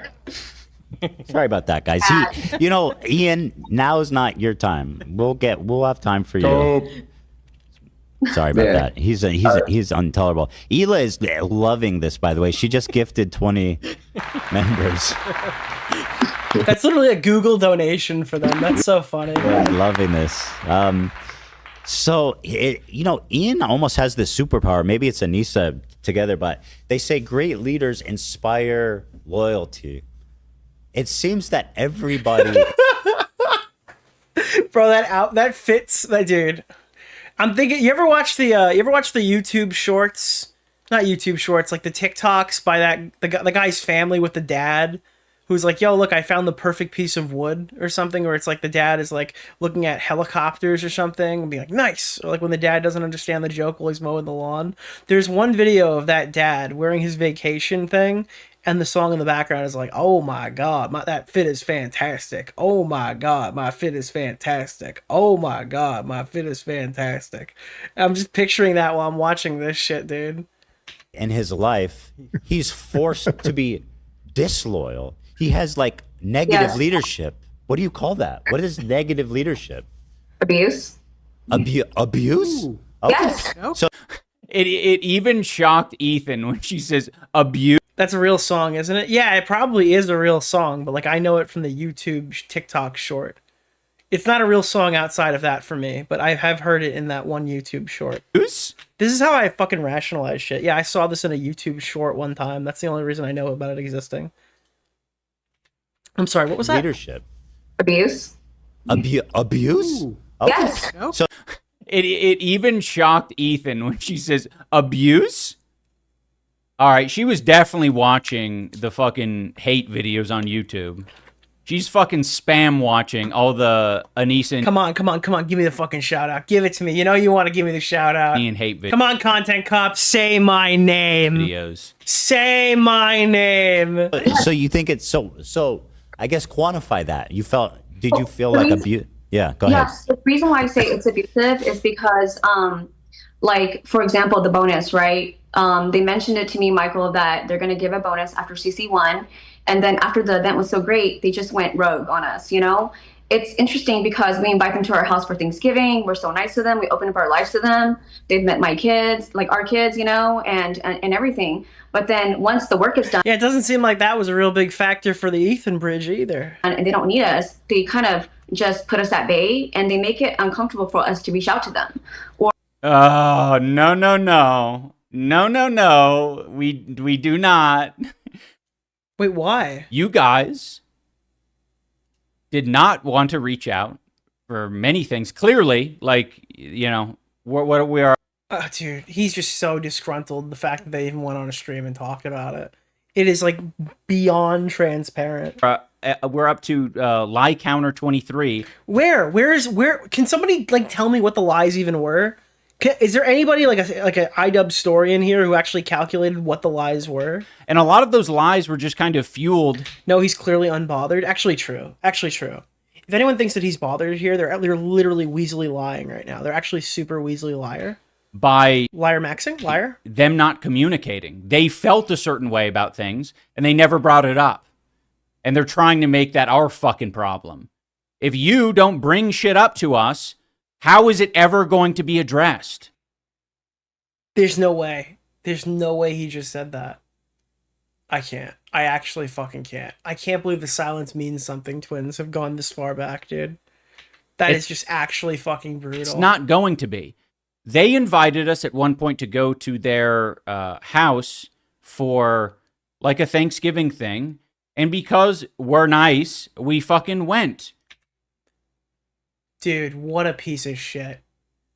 They invited us, dude, just because we're like nice fucking people and we had nothing else going on. Yeah, we went to we had Thanksgiving dinner with this guy's fucking family. Okay, yeah, all right, we did that. All right, it wasn't a big deal. You know, it's a casual Thanksgiving thing. What a fucking scumbag. We were nice. We graced your presence on Thanksgiving. Holy, I gotta go back. And they're trying to make that our fucking problem. If you don't bring shit up to us, how is it ever going to be addressed? This guy fucking blows, dude. It's not going to be. They invited us at one point to go to their house for like a Thanksgiving thing. And because we're nice, we fucking went. Holy, dude, they literally think they are all fucking that, bro. Like, this is some conceited YouTuber shit. Do I want to spend all my time with them? Did I feel like... Most deserved fucking fall off, bro. I want you to remember this when he ends up crying about, like, how he fucked up everything and he's been doing it for years and he got in too deep and he couldn't come back from it, so he just kept leaning into it. Or if he gets into a fight and fuck with his wife or whatever, like divorces his fucking wife and he comes back and he's like all fucking different or something. I want you to remember shit like this so you don't give him that second chance. You don't bring shit up to us, how is it ever going to be addressed? It's not going to be. They invited us at one point to go to their house for like a Thanksgiving thing, and because we're nice, we fucking went. Do I want to spend all my time with them? Did I feel like we were doing such a nice thing that is so nice? No, it's us hanging out. What's the name of the guy? Thank you. Keemstar Orbiter. Nick Oreo.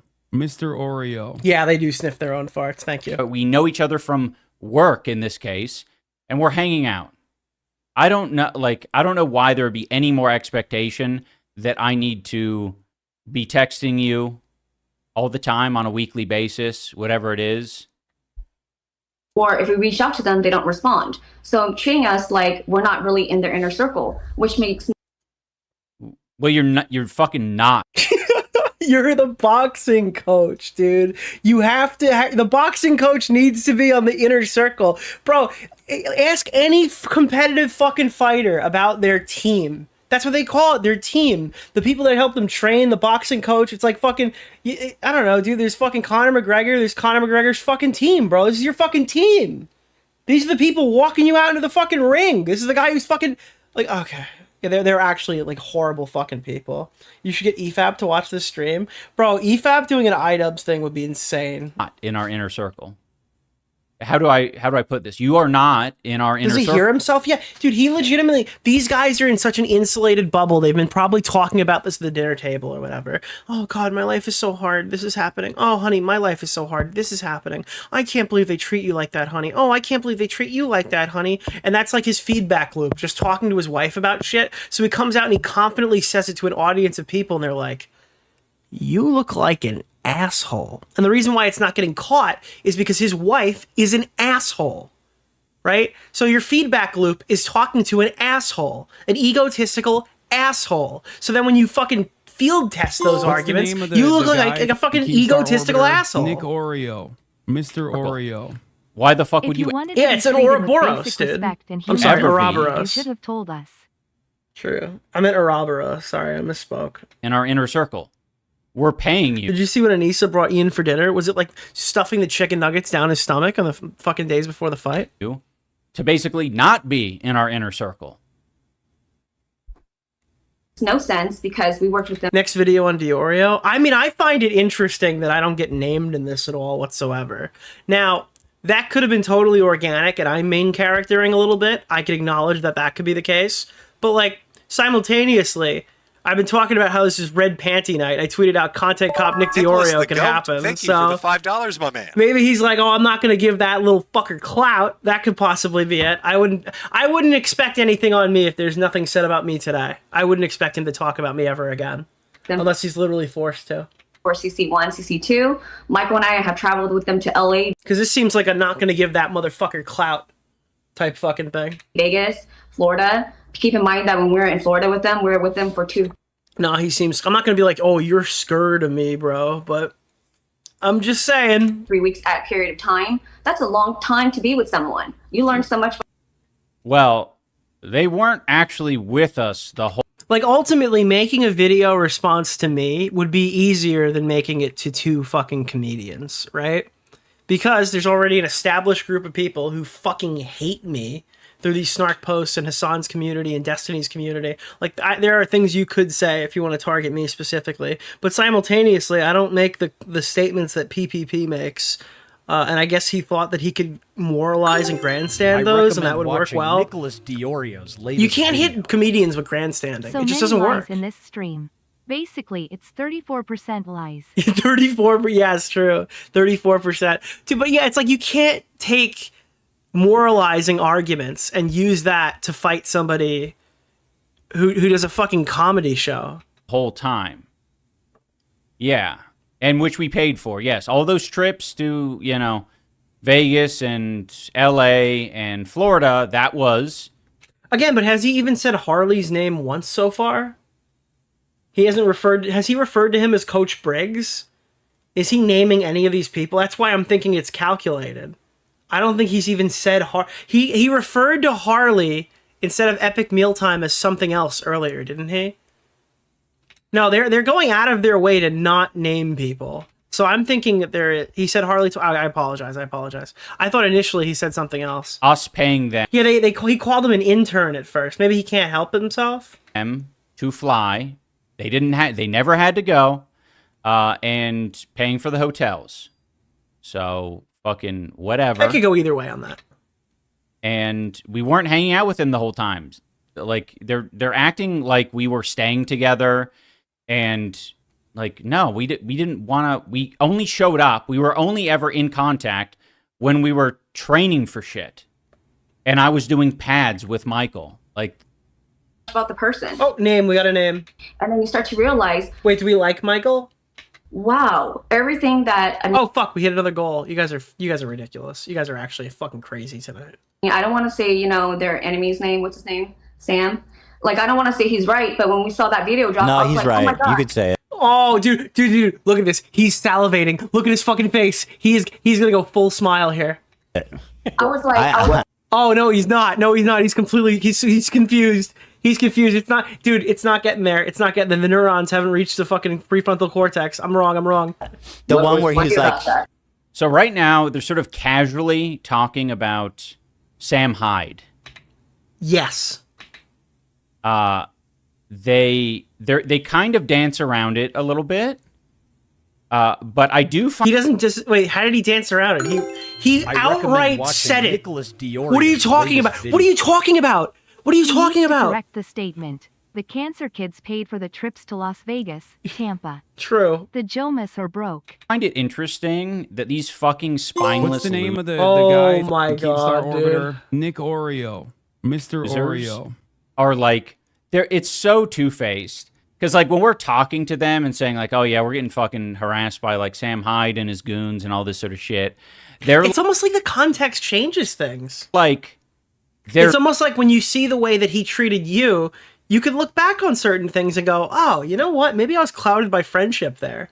It's happened to me plenty of times, right? Where I'm friendly with somebody and then some stuff comes out or whatever. And then I like okay, that's not a good way to say it. That's going to sound bad. What's another word for and then, no, I just go back and I, retroactively kind of reevaluate is another one. Different situations that have happened in the past. They're very, I was going to say the N one. Yeah. Why? I didn't, I don't know if I misspoke, that would have been a disaster. I shouldn't say that they're supportive. They weren't very supportive. They were actually very, Michael had some very like not helpful, like almost like it's and then it says like egg. That one, dad level advice. Like it was almost like I think what he was saying was like, yeah, all these guys, all these trolls online that are harassing you, you just got to out crazy. Yeah, that one. That was what I was gonna say. Crazy them, and it's like every time Anissa and I heard that, we were kind of like, this dude hates his father. Wait. Actually, very. Michael had some very like not helpful, like almost like dad level advice. Oh, this guy. Oh my God. Oh god, dude, there's no way. There's no way he just organically walked in. This guy pre-watched it and he just walked into the dad comment. Like, it was almost like, I think what he was saying was like, yeah, all these guys, all these trolls online that are harassing you, you just gotta out-crazy them. And like, he's talking about, like, Nathan Barnett, dad. Every time Anissa and I heard that, we were kind of like, yeah, you know, Dad, I don't really think you know what you're talking about. If it was me, I would do a 6-hour live stream reacting to a podcast episode from fucking 2 months ago, and I would release a video going after comedians to try to, like, hide the fact that I look like a total fucking loser online. Yeah, you really should think about that one. No, I'm not gonna fucking out-crazy them. Like, I don't know what you think this is that we're dealing with, but that's not what I'm gonna do. So it is crazy to see this perspective where, like, they're aware of the harassment that we were getting at that time, and now they're just, I don't know, confiding in Ethan about how Sam Hyde is right. Well, it's funny that you know all, like, oh, he can remember that. He has a good recollection of how much they knew about that, but then they were acquaintances to light friends in the content cop. It's almost like you're kind of a backstabber. So there's a video of Sam Hyde, and he goes, she's going to ruin his life. Mark my words. I guarantee it. Is that the one you're talking about? Yes, Anissa was the one that showed it to us because we didn't know nothing. What was funny, too, is like... I mean, Well... It's fucking evidence of someone harassing. Oh my god, why are you showing your boxing trainer's wife a video of Sam Hyde shitting on you? No, there's no way. There's no way that's a thing that he's gonna let go. That's one of the things that are getting, oh my god, bro. Us and getting very parasocial online. Like, of course, we needed to show you, hey, you don't understand. The way he talks about, these are two ones. The way he talks about this, the way he talks about Thanksgiving, those are two indicators this guy is fucking full of shit. He is literally too mad to engage with any of this charitably at all whatsoever. At that point, you can just start disregarding. Stand the level of harassment. This isn't like... Yeah, you don't need to show that. That has nothing to do with training for boxing. A loser in the comment section saying that your form is bad when you're lifting, like Michael Briggs seems to be very insecure about. Like, this is much bigger than what you guys experience. So you're not dealing with the average pushback now. You're dealing with somebody whose wife is outspoken and obnoxious online. Yes, we kind of have to show you. I was just thinking about that on the way to work because I saw that clip too. And I was like, damn, like Sam fucking... Yeah. He was right. Yeah. Well, so what's also funny about this shit, I didn't bring this up. Again, there's... Daily Stormer. Is it going to be Daily Stormer or allegation? So many of these things. I got my finger on the trigger here for allegation, but I don't think it's going to be that. That I do not bring up. It's going to be the minor. It's been months since the content cop. Ethan Klein has, like, made all of these stories about me, trying to fucking... Oh, it's not even about Sam, it's about Ethan. Ruin my life, get Anissa and I to divorce, all this sort of shit. Wait, do you think that Ethan has the right combination of words down to get you guys to divorce? When I was making... I think he's making fun of you, but... The documentary about Sam Hyde, I was like, watching Nicholas Ethan Klein DeOrio's had, like, kind of a video. connection to Sam Hyde. Sam Hyde was kind of harassing him for a while. Like, I wonder what Ethan's perspective on this is. So I was like, oh, let's see. Dude, I actually... Thank you, Hellbent. I appreciate this. Holy fuck, dude. I am so glad that I was Dude, look at this. Look at this. Look at this, dude. Look at this. Remember Stephen Asarch, iconic guy from the Onision documentary, for people who took that fucking... This is the journalist from the Onision documentary who wore the Pokemon shirt, just in case you were wondering who this was. The creepy obsession with his wife and how his viewers blame his behavior on her is literally why iDubbbz is making this video. Like, you're defending iDubbbz. That is fucking hilarious. This guy sucks. I told you he sucked last week. I told you he sucked months ago. The fact that I even talked to him or even heard his apology was stupid. Let's see what Ethan's fucking yapping about. And then Ethan was so, like, keep my name out of the documentary. Like, do not fucking mention me. And, like, he was so afraid of this route. Ooh. And he was so he didn't want to be associated with all the hate that Sam Hyde was giving. Like, you should not do anything with Sam Hyde. But now he's like openly. Oh, okay, never mind. Wait. He's saying do the documentary. Well, so Ethan gave you good advice that you shouldn't try to do a documentary with Sam Hyde. Don't forget, the reason why the documentary went bad is because Ian tried to, like, punk Sam Hyde. That's what he tried to do. He tried to punk Sam Hyde, not just do a casual hangout with Sam Hyde. The intent was to show how, like, a far righter has fallen on, like, on his sword or whatever. He's, like, fallen from grace. He needs money.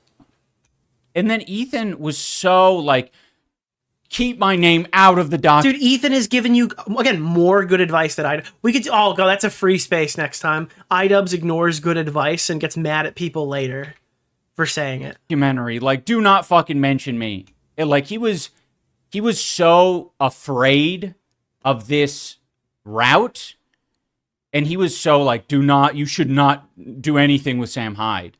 But now he's like openly like, yeah, Sam's right. Like, he's trying to play it cool. It's like, dude, you were going full fucking bitch mode. Dude, guys, the not bitch thing to do would have been just steering clear and making a better video on something else and not trying to punk Sam Hyde. The Giga Chad thing would be to do what iDubbbz has done. iDubbbz thinks that he has literally made 0 mistakes. And if he thinks he's made a couple, he would acknowledge some of them. All that tells me is like, yeah, okay, buddy. You still are kind of not being super fair about which things that you've done that, like, were wrong, right? Like, this guy, again, he just screams like somebody who thinks that everything he's doing is, like, the most optimal thing, and he will defend it to the death. He cannot concede even the smallest argument. Yeah. In the text exchange. Alex the Fiction, thank you so much for joining with the raid. I appreciate it, buddy. Like, it's exhausting. It's so fucking two-faced. Dude, iDubbbz sitting here, literally in ground zero of YouTube commentary, being like, Ian told me not to do the thing that spiraled my channel towards its death. I'm sorry, Ethan told me. Ethan told me to not do the thing that had my channel spiral to a death fucking... Like, okay, good idea. So Holy what's fuck, crazy bro. to me is, like, so for example, when Ian did your show for Creator Clash 2, he would never say my name. He would always just go Ian's coach or my coach. Huh. And then AB was the one that actually had to say my name. AB was like, oh, you mean Michael? And then I was like, oh, what a hero! AB the hero! Bro, why do we not like AB? Dude, there is something happened. He specifically hates AB.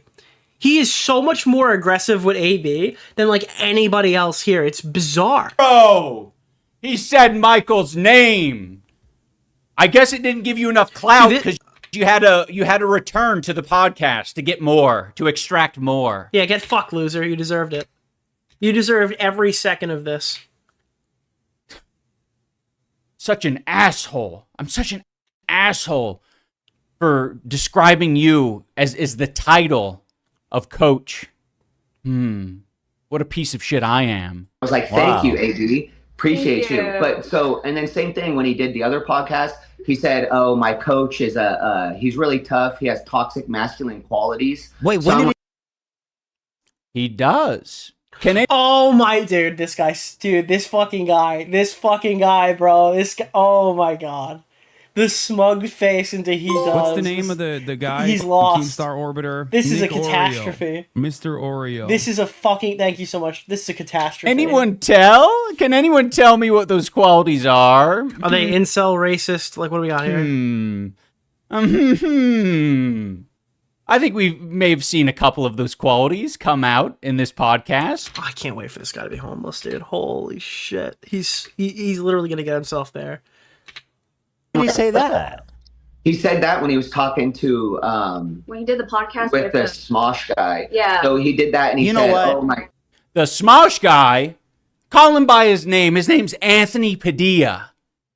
Don't call him the Smosh guy, asshole. He needs promotion. Anthony's awesome, and bro, he is so fucking. Is he heated like this the entire time?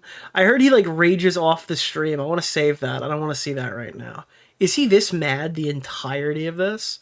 Smosh doesn't need the promote. I mean, yeah, true, but like it's relating to Anthony. I just like watching him lash out. You know, this is like the most emotion I've ever seen this guy give. This is the longest I've ever heard him talk before, you know? Anthony, about this experience of being raised in an environment where, like, you know, you have a lot of toxic, masculine characters in your life. In this case, I'm describing my coach, but I'm very fucking nice about it. I basically say, like, I'm being really nice when I say it. Oh, this guy sucks, dude. He sucks so much. like, yeah, he's got some of these qualities, and it makes it really hard for me to, like, do the job. And, like, dude, my boxing coach is way too masculine. It's taking me out of this whole thing. Dude, this guy sucks so much. There's nothing here to redeem. It's like an open plain. You know, box without being either distracted or fucking distraught. Someone says like Boogie has a good person to box here. Yeah, the weight of his ego alone would even the odds. It's a lot to deal with. Here, I do need to... S.H. Pollywood says, your coach wasn't toxic. He was trying to keep you motivated. You don't have any idea the conversations I had with me and my coach. Like, and why don't you enlighten us on an example of something that he did that was that outrageous? I think there are a lot of people who are very sensitive about... It's you. You are sensitive. You have used the word sensitive so many times in this stream, and it is just not landing. You have no mileage on that term. Describing certain qualities as being toxic, it's like, I'm toxic. I have toxic qualities. Toxic masculine qualities. It's not a fucking insult, but if you're fucking bitch made... You have no toxic masculine qualities. You have essentially zero masculine qualities, which is fine. Right? That's fine. But, like, there are not many. We'll take it as an insult, and you'll get really offended. It's like, many of the things the most masculine thing about you is that you have probably body odor. Now, I mean, it's not masculine to have it, but at least we know something's working. Because everyone keeps saying you smell like shit. So that means something is working. Like, it's producing body odor. I've said in this live stream are toxic. They are toxic things to say. Me describing this guy as bitch made, that's pretty fucking toxic. You should never use the term bitch made. That's like... it's like me saying the N-word. You shouldn't use bitch made. But, like... It's like you calling somebody a cock. Let's just not go there, you know? I'm not gonna fucking cry if someone describes me that way. I'm not gonna bitch and... You literally do, though. You actually do. And go on the fucking H3 podcast and be like, that really hurt me when he described some of my qualities as a coach. No, you just do this stream and... Oh my god, bro. Just toxic. It's like, dude, you're fucking... You don't communicate. You get offended when people have fucking emotions. And then you talk shit behind their back. If that's not toxic, I don't know what the fuck is. Okay, guys, I'm going to keep going, but I need to wet my whistle really quick. Who says it like that, dude? This guy's like, I got tons of masculine traits, dude. I'm going to go wet my willy. I'll be right back, guys. And whoopsie daisies. I'll let Fiona out to pee. I'll be right back. Holy fuck. All right. So now he's not cherry acting. He's not pulling a Destiny. He's back. Due to all the mods for absolute... I'm going to get to 3 hours, and then I'm going to bail out. And then we'll watch the next 3.5 hours next time. Oh my god, bro. There's no way. Next stream is... Oh god, I really need to prepare for Thursday, because there's at least an hour and a half plus this. Absolutely killing it. We have a lot of people. I mean, as a lot of...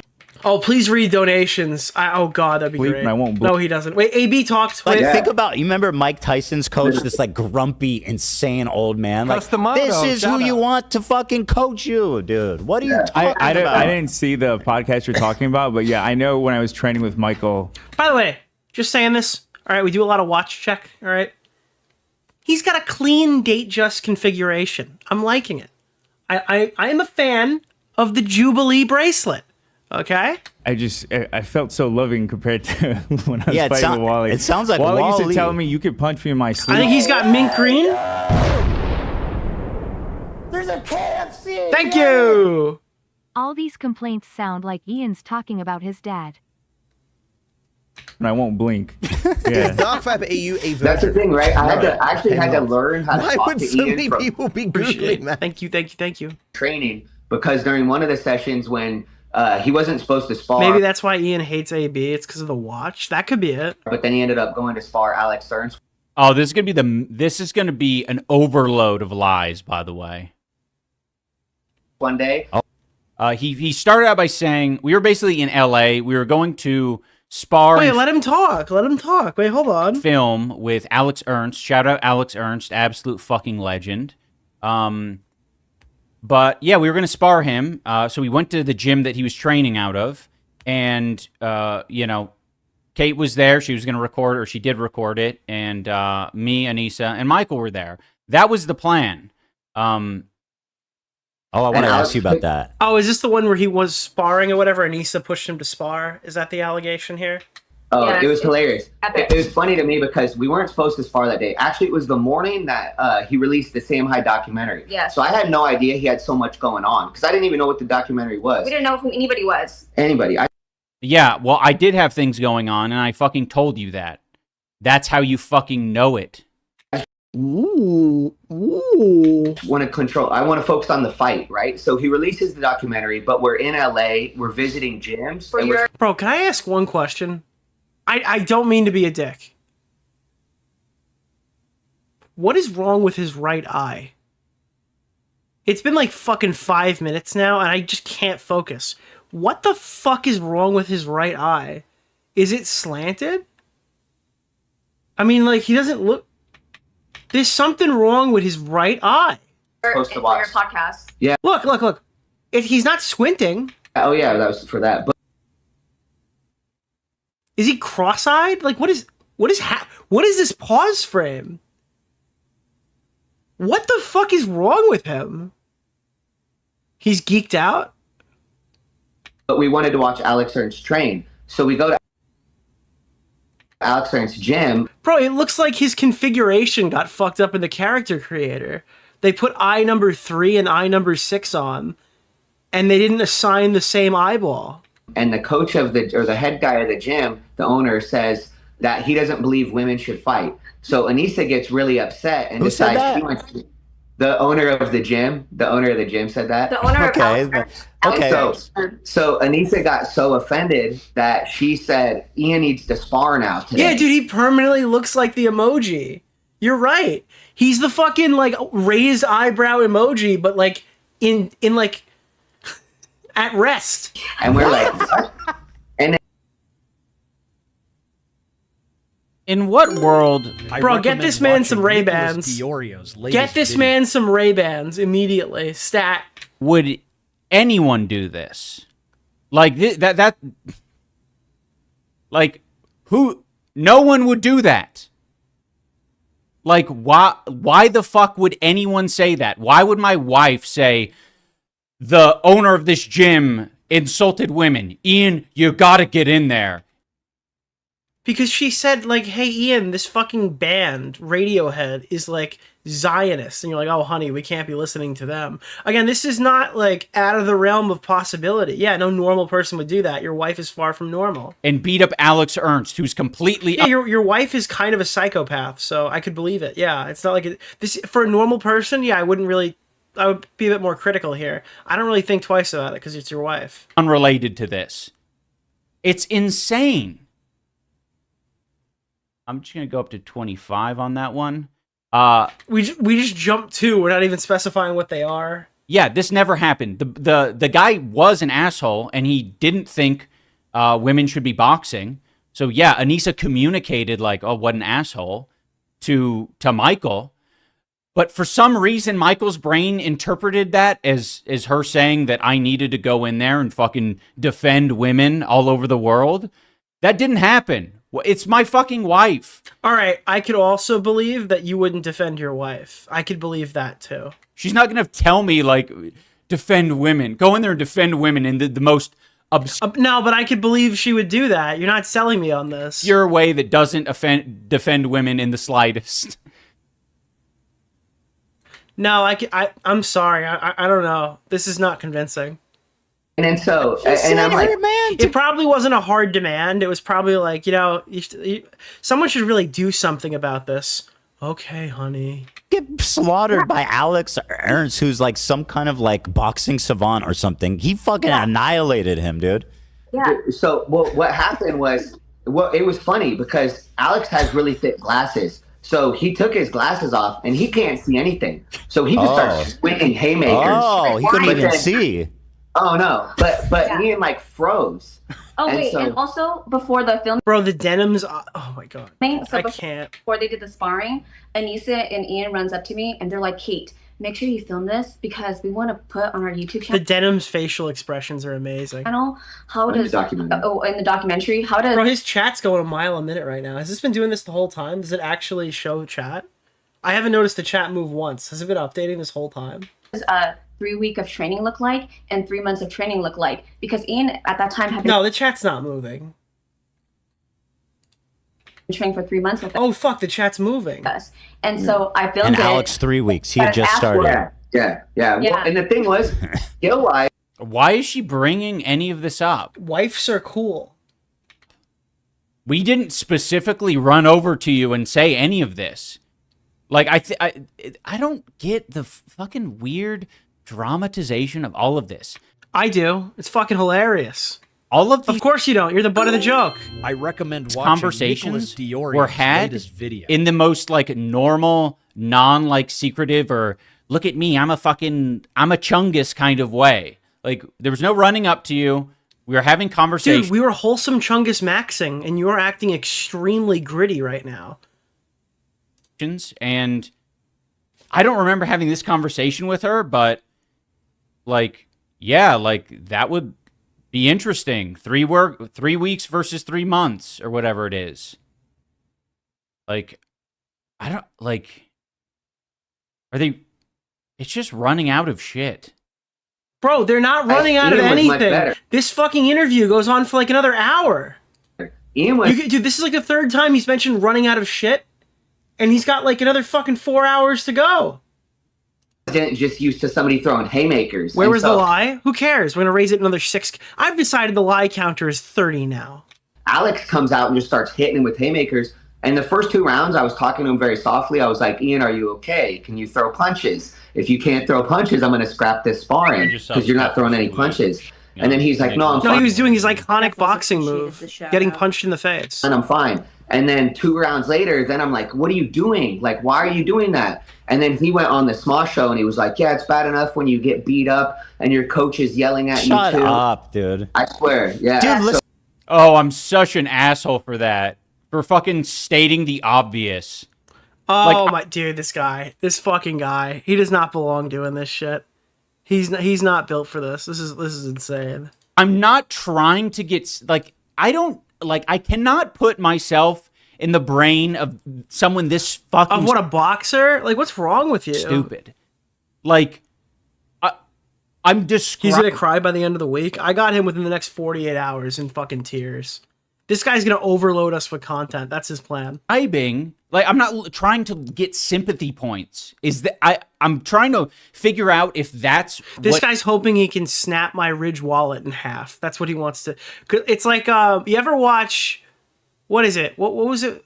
What was the fucking Dragon Ball character or something where they just start hammering him with stuff over and over and over again because they realize, oh, it's fucking Android 19. That's what it is. They just give him all the energy and make him blow himself up because he's like absorbing shit. That's what they're going to do. I'm like Android 19. Literally, ironically enough, built like Android 19. He's trying to just like fucking overload me with energy, but energy is money. What he's offended by, like me talking about my life experience is like getting sympathy points.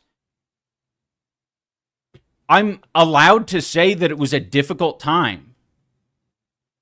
What the fuck? I'm not saying it's a difficult time strictly because of you and your existence as a coach. It's like it would have happened for literally any coach. Any fucking coach I had would have gone through the same shit where... It's actually Super Android 17. 19 was just fat. No, you're completely wrong. You're factually fucking incorrect, all right? I've watched 2 animes. 2, okay? You're factually fucking incorrect. What's the name of the guy? Keemstar Orbiter. Nick Oreo. Mr. Oreo. Where is this? Is this the one where... Yeah. Oh, no, you're right. Never mind. You're 100% right. I was actually wrong. No, he just ripped his arms off. That's what it was. Yeah, okay, never mind. You're wrong. You're right. I stand down. I apologize. I know when to apologize. You're right. I would have had a moment, because it's about me, it's not about you, where they... Lie counter 1. They would have said, fucking get your ass in gear, fuck you, whatever. They could have said much worse shit than Michael, and the outcome would have been the same, where I tell them, like, hey, like, I got some fucking demons. I got some trauma. You know what I'm thinking? I'm thinking Super... You're right. It is Super 17. What's the it name literally of was the Super guy 17. You're Keemstar right. Orbiter? Oh, Nick fuck, Oreo. dude. Mr. Oreo. It was Super... I'm actually Bro, I so was a mad. low-tier wrestler in high school, and I knew my coach would yell at me from time to time. Can't handle it, get out at any fighting or sporting event. Thank you. Like, can we talk about this? Like what happened? Can we just talk? Because that's about exactly this? what happened. I thought we were good. It seemed like every conversation we had after this spar, it seems like he just, I don't know, like maybe he felt like he was slighted by you in that instance, and that's what's coming out now. None of it actually sat with him at all. Listen to the audio of any corner. That's how the corner's like, what the fuck are you doing? Yes. Throw a punch, man. Yes. Oh, here, Yeah. I have the ref. And did I say anything to counter that argument? Like, yes, I know professional fucking boxers who do this for a living are being told by their corner, get out there and kill him, you fucking pussy, etc., etc., etc. Like, yes, I know that that's how boxing works. You're describing a very toxic... Dude, remember, Ian, you lost 3 rounds so far, and you're taking a lot of head damage, but you really got to hunker down and think about what your therapist said, all right? Listen, your fists are only as strong as your mind, Ian. That's what you got to be realizing right now. If you put your mind to it, all that other stuff will just come together on its own. Environment. Is that how boxing is? Yes. Am I saying that you don't gotta kill him? Me viciously on Twitter. You don't gotta kill him, man. You just gotta go out there and give it your all, man. That's all you can do. Needs to change? No.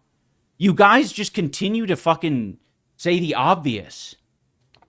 Listen, Ian, you're absorbing a lot of shots to the head, and I can't say that you're going to be able to read right when you turn 80 years old, but I will say right now, you've put your heart on your sleeve tonight, okay? So get out there and eat another 50 punches. Amazing. I think you should challenge yourself, and you should do things that are difficult. By going through the difficulty of boxing, I've grown as a person. It was one of the reasons I fucking ended up... didn't he say earlier that he liked boxing? Yeah, again, that changes by topic, probably. Making the apology video and acknowledging all of these, like... Oh, guys, the apology video, that would have been a space. We would have just got another one on the bingo board. Wrongdoings.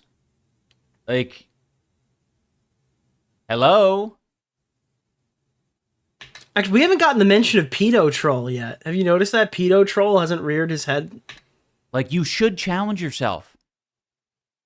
Like, it doesn't matter if you cry in the end. You've been doing it for 2.5 hours. Reference here. Let's watch it. Alex is a freak of nature, I gotta say. The way. I remember watching that, and everyone was like, "What was that?" Because he kind of. What the fuck was that? Reference here. Let's watch it. Like, you should challenge yourself. Like, it doesn't matter if you cry in the end. Reference here. Let's watch it. Alex is a freak of nature, I gotta say. The way. Oh my god, dude. I looked out of the corner of my eye and I thought AB just ate his fucking headset. like out of the corner of my eye, that looked like some weird AI video where AB just starts fucking eating his headset. Okay, bro, it's 1:30 in the morning. We're gonna wind down now. I'm obviously too fucking useless for this. I remember watching that, and everyone was like, "What was that?" Because he got it. It seemed he did it out of dominance. Yeah, I could tell he got pretty iDubbbz. He's making the poopy face. rattled by that fight. I know that face. Oh, I think in this moment, Ethan is laughing, having fun, enjoying your downfall, reveling in his win. I think Ethan thinks that what we're talking about is Alex Wasabi. But no one's seen like the sparring footage except for maybe like a few frames of me sparring Alex Ernst. Like that isn't there. So I don't know why he's saying I look, you know, shaken up or whatever.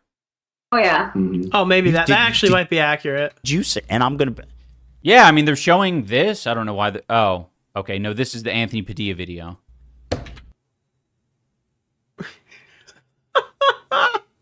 Wait, why did he just slap his table? Whatever. Oh yeah. You did you say? And I'm gonna. Yeah, I mean they're showing this. I don't know why. Oh, okay. No, this is the Anthony Padilla video. Did you say he? Oh no, Ethan slapped his table. I thought Ian slapped it. Cried? Oh, we yeah. had to have a meeting. Right, yeah, so after that, so oh, we're getting. This is interesting. he was crying. We had to have a meeting. Ha! How ridiculous is that? Oh God, bro. He's so fucking mad. Oh, we had to have a meeting. Right, yeah, so after that, so he was crying. Fucking just turn into Elmo. We had to have a meeting. Ha! How ridiculous Welcome to Elmo's world. Elmo's got the bitches lining up. Elmo's a pimp. is that? Men aren't supposed to have emotions. Ha! Especially not sad emotions. Ha! Oh my dude. Oh my God. It should only be anger. Emotion should only be anger with. Bro, this guy is a raging pussy. This guy was calling people emotional and a pussy throughout this entire fucking. This is so funny. Man. This guy is such a fucking loser, dude. This is. I'm getting secondhand embarrassment. At the I'm gonna start former fanning out, bro. I'm gonna start hitting all the former fan memes. Yeah. Nick, just afterwards. Thank and you. The glee is fucking nauseating. Yeah, I know, because they're running a victory lap, you fucking moron. Dude, how stoic, bro. This guy is so fucking stoic the way he's engaging with this. And once again, I hate to hate on him for that because it's very emotional. Yeah, when for you- sure. In some hard sparring, right? Yeah. So but then what happened? Hey, you might not want to hate on me, but your wife certainly enjoyed hating on me there. She had a lot of glee. Notice how much harder he is on the wife because the wife is meaner. Like, you can literally see it in real time. He is more aggro towards the wife because the wife is meaner to him than he is to Michael Briggs. In describing Ian me has always crying. been a shite person. Either he is worse Facts. at hiding it, or in way are better at seeing it. True. Factoid, true factoid.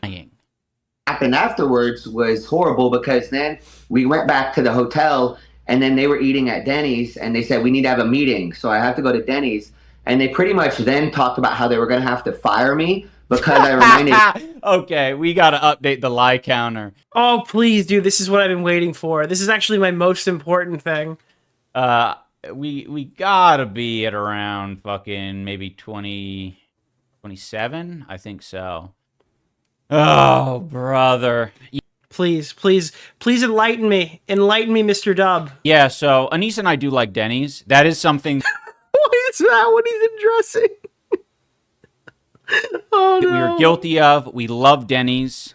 Denny's is always there. You know how for Keemstar, G Fuel was always in the background when he's doing crazy shit. Denny's is always in the foreground when they're doing crazy shit. If you want to call us poor for loving Denny's, I'm gonna call you poor for a lot of reasons. Apparently, I don't know. you can. But morally, the poorest thing about you is your morals. yeah, he said I had to go to Denny's. He had to go to Denny's. Oh no, you poor fucking baby. You shouldn't have to go to Denny's. You don't deserve that. You're so much better than that. He's so much better than Denny's. But dude, why is he so mad? Why are we sticking on the Denny's thing, dude? He really fucking hates the Denny's shit. What is he gaining from this? What is he getting out of this? The way here, because yeah, why is that what we're stopping for? He's like, oh, here comes the big lies, and we got like 3 uninterrupted minutes of him whining about Denny's. There was something in what he said earlier that I think is important. After the laughing, he doesn't even remember what he was arguing. He was all locked and loaded. He completely forgot. He was crying at the gym afterwards, and I said, and he's framing this in such a way. Bro, there's no way. I was able to keep it together in the gym. Thank you for the I was $5, actually my crying not outside the gym, in the car. He was crying on the way, bro. Oh god. Away from the gym. I was like, oh, okay, now that I'm away from people. Oh, there's a story I could tell. I don't want to completely violate somebody. Keemstar Orbiter, Nick Oreo, Mr. Oreo. Oh god. Dude. Reminder. Your brain is gonna struggle to process this at this point, but this is the guy who made Content Cop, Leafy. Yeah, I know. I don't get it. I don't know how it got this bad. People, I'll let it rip. But dude, he's like, well, actually, this is a lie. We're gonna add this to the lie counter. I didn't cry in the gym. I cried on the way to my car. I guess it's more of which my wife was driving. Embarrassing if he says that I was crying in the gym. I couldn't even keep it together in the gym. No, I realize that it's a fucking environment of people not wanting to cry. Dude, the reason why he didn't cry in the gym is because there were too many hyper masculine men, and he was embarrassed. So he cried out. Oh my, dude, this is, bro. You know, he was probably doing that, like, getting ready to go. You could see it in his eyes and whatever, and then he left. Hey, like, I get it. I'll take my crying to my car. Oh, dude.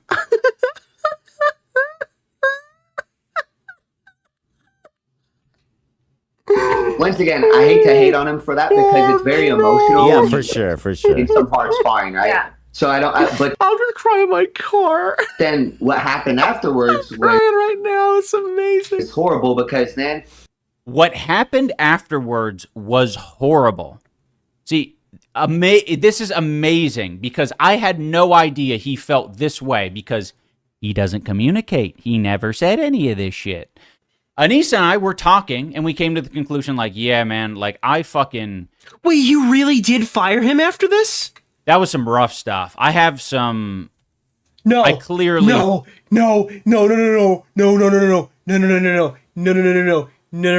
Have some, like, past trauma that I'm dealing with. Oh my god, it's happening. We're talking, and we came to the conclusion, like, yeah, man, like, I fucking... That was some rough stuff. I have... Please say it. He's gonna say it. I clearly have some, like, past trauma that I'm dealing with. And so we need to, like, figure out, you know, like, what went wrong in this sparring session. Daddy, no! And, like, how do we get past it? Because we don't want that to happen in the fight. Like, that was the most important thing. It's like, how do we avoid this so we don't have a fucking... like me freezing in the boxing ring, because that's what a lot of people do. They do end up freezing up. So this was a great moment, a great learning opportunity. Dude, what is the past trauma, Ian? What is the past trauma? For me to figure out, like, what was it? Fight or flight, bro. What's the trauma? What was making me, like, freeze up? Why was I getting in my own head? Why wasn't I throwing punches? All right. I think that is a good... I'm fucking kidding. We're going to keep going. And so, with that, you know, in mind, we were like, we gotta, you know, have a meeting with Michael and talk through it. And so when we talked through it, I was like, "You're not my dad." Like, I felt better by the end of it because I was like, "Oh, this is perfect." Like, you now know where I'm coming from. You now know that I have some fucking demons, and like, I wasn't saying that you can't be rough with me under any circumstance. Dude, they're jokes, right? Oh, God. You know what I'm going to say. I'm not going to say it. I'm better than that. Stances or whatever the accusation is. Listen, dude. What's the name of the guy? The Strappy. Nick Oreo. He doesn't like Mr. that. Oreo. The Strappy. When I get to the point of closing the app, He says something to pull me back in. I know. More or less Absolute just like, train hey, wreck you can't look away from. Oh God. I have some shit going on, so you need to have some patience with me, and we need to figure this out together. But this is what he took away from it. We went back to the hotel, and then they were eating at Denny's, and they said, we need to have a meeting. So I have to go to Denny's. And they pretty much then talked he had to be called to Denny's about how they were going to have to fire me because I reminded Ian of his father when his father would yell at him as a kid. We never used the word fire. We never used the word getting a different coach. We never... Dude, that's not the part that's funny. You have to address the funny part. Used anything that... Dude. Forget the firing. Forget the firing. We can leave that. We can take that or leave that. Would imply that he was going to be fired. But when men like this are so fucking insecure... Oh, dude, everyone's insecure. Dude, this is insane. Didn't he talk about projection in his video? Or am I missing that? Oh my God. And unable to communicate, get clarification, ask follow-up questions, express how he's feeling... It would have cleared a lot of things up in that moment if he said, ooh, I don't feel very good, or I feel bad because it feels like you guys are mad at me or you're going to fire me. We weren't mad at him at all. We understood. Dude, please tell me the answers. Please, I don't care about the projection, okay? You could pretend this all you need. Whatever. Okay, fine, cool. That is how you talk to your fighters. We totally understood that. Like, that wasn't lost on Anissa and I. But we did need to explain to him that that's a problem, and we... Oh, no. Oh, God, it's real. Oh, fuck, it's fucking real. It's fucking... Oh, my God, it's fucking real. It's fucking real, dude. Oh, my God, bro. Need to figure out how... Dude, he's saying it. It's real. It's real. It's real. Oh, we are going to handle this going forward... For the next spar, a spar in a different environment. Dude, that's why he's cross-eyed, bro. That's why his fucking eye is lazy. It's always looking... Dude, he's got one eye on the prize, one eye making sure his dad's not coming. Leading up to the event so I don't freeze during the event. And thankfully it worked because in the end, I fought Dr. Mike. I didn't freeze. And, you know, I didn't win, but fucking who cares? It's just true. It's the trauma of his... Oh my God, bro. So yeah, he was terrified that he was going to be fired. Never came close to firing this guy. The entire fucking time we were training with him, firing was not remotely in our heads. Like why would I So what did you say to him that made him think he was getting fired? Fucking do that. This guy is in Seattle where I'm training. Keno can retire after. Dude, Keno Casino is going to literally... They're going to be taking a fucking truck. And, like, dude, this guy's going to have a 10-gallon drum of fucking $100 bills to take to the fucking blackjack table. All right? That's what PPP is going to do off of this, and it'll be justified. Tell me about your father, Ian. Tell me what your father did to you. If you want to come on the stream, if you want to come on the casino, Ian, you can come tell me what your daddy did. I'll even bring a doll. You know, that's what he's gonna say. He's technically proficient at boxing. You don't have to say it, Ian. I'll just point. To do. I'm trying not to have like the brain disease that the H3 podcast has, where everything has to be negative. He is technically proficient at boxing, and I would not take that away from him.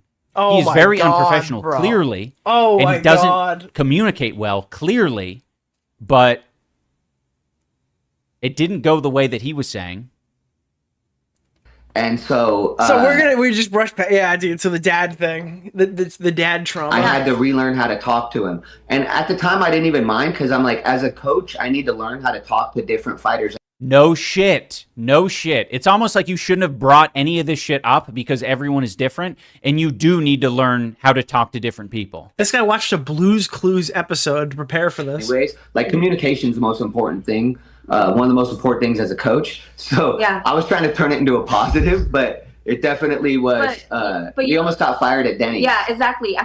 Didn't almost get fired at Denny's. You had a conversation with your clients, your adult clients. You had an adult conversation. I'm an adult. We had an adult conversation. My mommy says that I can sit at the adult table. And adults share their feelings, and they communicate fully and effectively. They don't do what you did. after that sparring session. But I not almost only farted that, at Denny's. Yeah, Michael and I rewatched the sparring, right, with him and Alex Ernst, and you could clearly hear that Anissa was screaming louder than Michael. Yeah, so he was literally yelling at him worse than I was.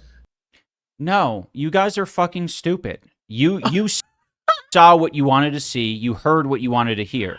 What happened in the sparring session, and I can play this at some point, but he was saying things, and also it doesn't matter. Like, it's my fucking... It didn't happen like that, but even if it did, it's okay. It's my reaction. Like, I don't feel bad when my wife is saying... Also, she was saying encouraging things. She was like, come on, Ian, you can do it. She was saying shit like that. Dude, he's gone back. Dude, this is just a constant battle between him telling the truth and him trying to lie. Listen, it didn't happen. You're fabricating it, but if you weren't fabricating it, it was because she was saying good things, and there's nothing wrong with that. And if she was saying something, it would probably be like, good job, Ian, and not like a mean thing, like go kill him in the ring or something. And she wasn't being hyper masculine, but she didn't do that. But if she did do that... We're basically saying, what the fuck is wrong with you? Like, there's a big difference. Look at the... Wait, what? The chat says... Oh, yeah. Look at the rat smile is in Ian's chat right now. Holy fuck, bro. Like, you know, the decibels of who was saying... The decibels? The decibels? Saying things louder was very irrelevant to me. Show the clip? Oh, man. All right. I'll bring it up. Does he think the decibels are the thing that they hit to start the round? To be fair, his chat was talking about it. I don't think so. I mean, like, she's smiling in the thing. Maybe I'm wrong, but... He's been calling her a rat the entire fucking episode, so it could reasonably be her they're talking about.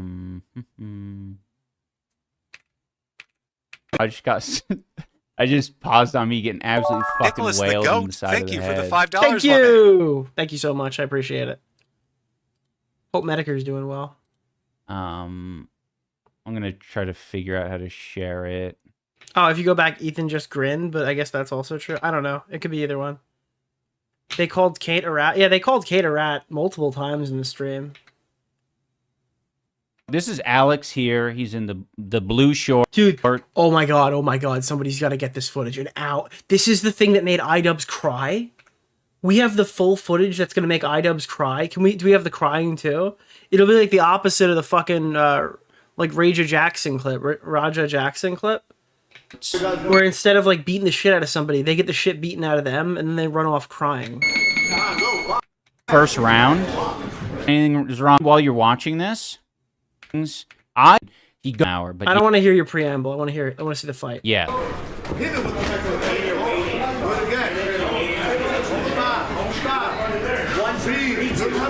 It's all in your mind. There you go. All in your mind. Uppercut. Uppercut. Center up a bit. Hey, hold. Ooh. Bro, you can see, like, he's tapping him or whatever. Fucking. These are hitting back hard. I think it was before it was getting, I think it was actually back a little bit.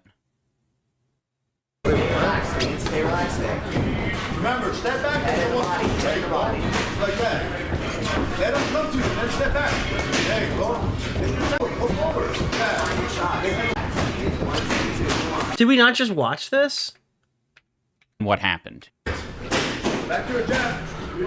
What is this clip supposed to show? Basically, like, I agree with the chatter. Like, it's not really meant to show anything other than what happened. And what happened is they're saying that Anissa was yelling so much louder. Oh, is that what it is? And then Michael... I thought he was talking day of fight, but I'm wrong, I guess. And Michael is talking... I wanted to see him get beaten up. I'm totally fucking off my rocker here. I thought we were just watching him get beaten. Thank you. iDubbbz just made a badge of honor for the detractors while using what amounts to nah and, ironically, insulting someone's wife. Also, Coach. Reacting to Kino Casino is like deciding to start a tug of war. Yeah, I have no idea what the whole plan was there. Doing the same thing, right? Like, this is what boxing is. Oh god, you should not say this is what anything is, dude. This is not what podcasting is. This is what boxing is. And it fucking, it got in my head and made me freeze more. So that's all this is really meant to show. Like, it's not dramatic. Horrible. It's not like someone was a total fucking asshole loser here. It's just, this is it. Back to your jab again. Don't let him come in. And follow with the right. Straight back. Turn that right foot. Hit it with the right foot. There you go. Do it again. Is that Anissa in the background with the white gloves and blue trunks? Don't stop. Read. Learn how to read. It's all in your mind. There you go. All in your mind. I finally got the one who's like rocking back and forth. Is that her? a little bit of success there. Why are you writing LMAO? Hey, hold. Again. Read, Alex. Read. Relax. They have like a similar haircut. Don't get tired of it. You claim to care about rape. Thank you. And Whoa. you're hyping up a dude who has a segment on a show called Ultimate Rape Review. Every time I try to rewind and start this from the beginning, this dunking guy says something so dumb, I get frozen in place. Stunned, locked, and fully cocked. It's insane. And have to keep watching. It's My insane. willpower is weak-based beekeeper honeypot badger honeybee honeypot. Thank you. Oh. It's kind of why I do.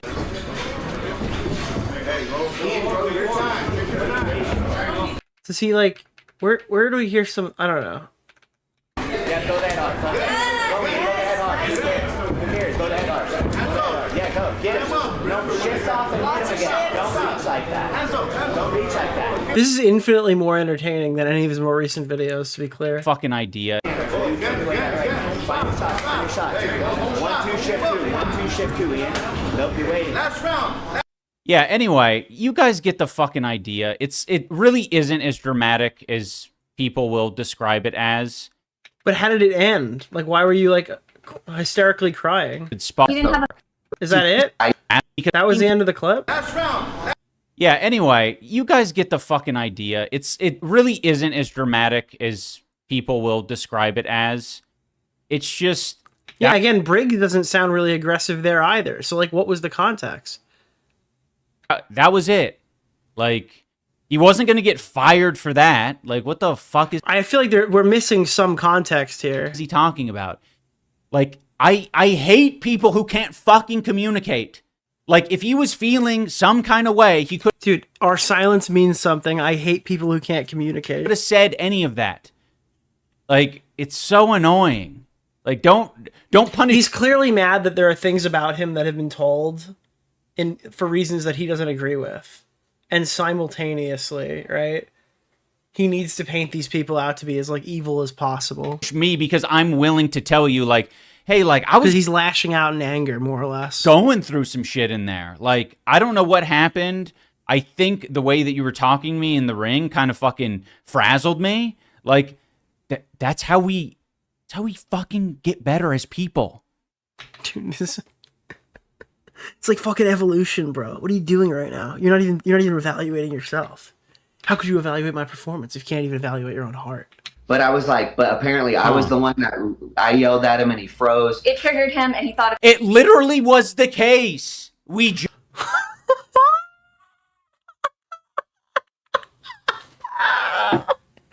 Oh no! Oh god! Oh god! Just showed you. You said that I froze in that moment, and you, for some reason, like, it's not a personal fucking insult to you. Any coach who would be doing that, I would have froze.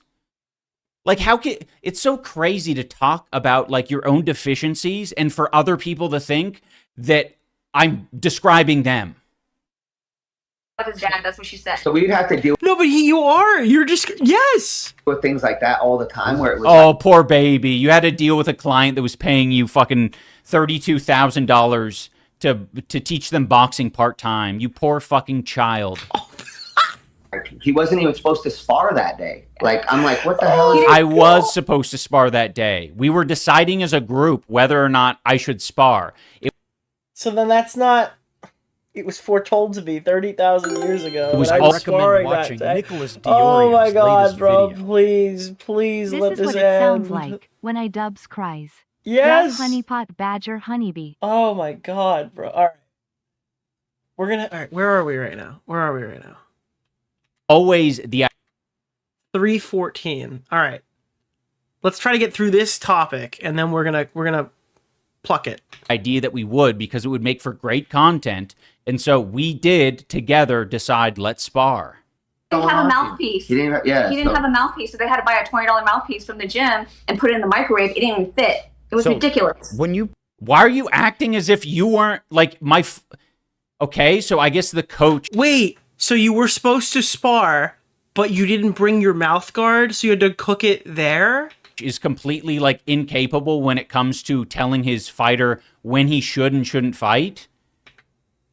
It sounds like you weren't supposed to spar that day.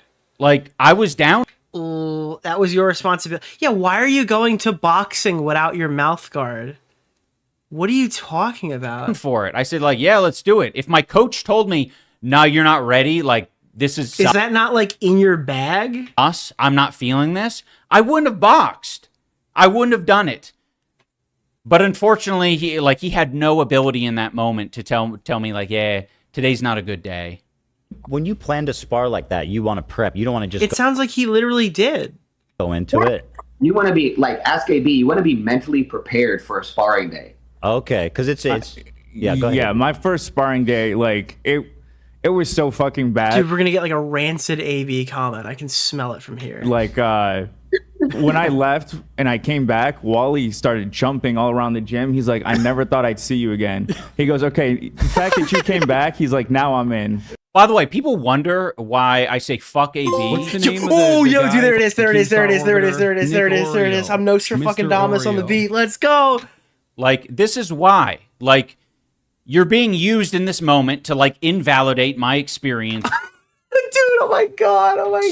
Like, oh my running a boxing event, getting trained. You're invalidating my feelings. Nick just started insulting me viciously on Twitter. Doing boxing. And it's like, no, I'm the innocent little guy. I just work the machine back here. It's like, no, you're being used. No, I think maybe he's just giving his opinion, you fucking mouthpiece. Like, holy shit. To reinforce the fucking harassment. Holy. Dude. You're reinforcing my harassment. You remind me of my dad. Oh, this guy sucks. Shit. This guy sucks so much, bro. But yeah, it was scary. I was supposed to spar Alex Ernst. You're being used, AB. Stand down. You don't understand it, but he's abusing you. But he didn't say anything mean to me, so it's okay. Actually, because me and Alex would talk all the time. And I heard about this encounter, and I told Alex after that, I'm like, fuck that. I'm good. Alex had a really good coach. Alex actually found a coach that like coached world champion boxers. I have no idea how he found the guy. The guy showed up the day of the event, like a couple hours before the event, and then he left right after the event. So he didn't stay for anything, Alex's coach. But he was a really good coach. Does he even think for like 2 seconds that maybe fucking over AB and his wife was like something that would probably ruin that bridge in the future? And that like they don't have the highest opinion of him? So he wasn't prepared to spar, and then is he not like at all able to acknowledge how shitty that was? What he did? Anissa put him up to it because she heard the owner of the gym. Oh my is God! Correctly. The owner of the gym who's not related to the fight really. He wasn't there. He didn't care. This didn't happen. It was just some comment. So she had to prove something to the owner to have him beat up Alex, who doesn't have anything to do with him. Yeah, it's almost like it doesn't make any fucking sense. It's almost like that would never happen. So yeah, but unfortunately, it's your wife. So by the way, he looks like Mumkey Jones now. Why was it said? It's almost like you paid. He's not even updating the lie counter. The lie counter is just dead. These guys too much money. They needed to like fulfill the quota of how much they were getting paid to go on this podcast to talk shit. So they just like AB tweeted the moment he saw this clip. Amazing video. Try to put a little AB tweeted the moment he saw this clip. AB wins. Fucking emphasis on everything. Thank you for dude guys. You hit like fucking 15 goals today. All right, we got enough subbernauts here. I appreciate every last one of you. Put a little spit on everything. Fucking rats. Wait, did you hear Anissa accuse Michael of sexual assault? No, I didn't hear that. She said he kept hugging her. I did not hear that. I don't know if is that coming. I had not heard that. They have a weird thing. They do this where they go, I don't even know if that's accurate. It's late. I shouldn't have repeated that. "Oh, really? If you think I'm an asshole, then you should hear about what this kid did." She said it in chat. Is there a screenshot of that? Totally unrelated to me at this shooting range. You should hear what the owner of this building said. It's like, what are you talking about? What's that got to do with anything? It doesn't have anything to do with anything. I don't know why you're talking about it. Yeah, it's like another Ricegum situation where someone's beefing and Anissa's like, Ian, you better go throw a fight now and beat him up. You know what's probably got gotten fucking crazy? It's that obviously Michael's wife is now knowledgeable on like the stuff that happened with iDubbbz, and I think that's what's digging really personally here. Yeah, that was actually how the whole situation. What the fuck? She's trying to spin the narrative that like Anissa was telling me, you have to beat up Ricegum for my honor. No. Ricegum actually messaged my wife, I think because he was blocked or some shit. And yeah, like that's how that happened, is he messaged my wife. So what the... These people need to get their fucking stories straight. Started was because... yeah, dude, that's the big issue here. All right, guys. Okay. It's 2:10 in the morning. All right? Motherfuckers be going to sleep, and I need to be one of those motherfuckers. Okay? I think that we are gonna cut it here at 3:18 Nick just started and insulting return me viciously on Twitter. henceforth after covering the new information that comes out tomorrow. We'll be back on Thursday, and I, in the meantime, have some donos to read. Thank you guys for coming out here. I appreciate every last one of you. I don't know what's tomorrow, but I have a feeling I should try to make the first segment from today happen. Leafy has no chin, but iDubbbz has no balls. Can we go back to being bees, Nick? I want to be a bee again. Dude, bees have balls. Someone should. Things were so much easier when we were just bees, bro. Things were so much easier when we were just happy little bees buzzing around, you know?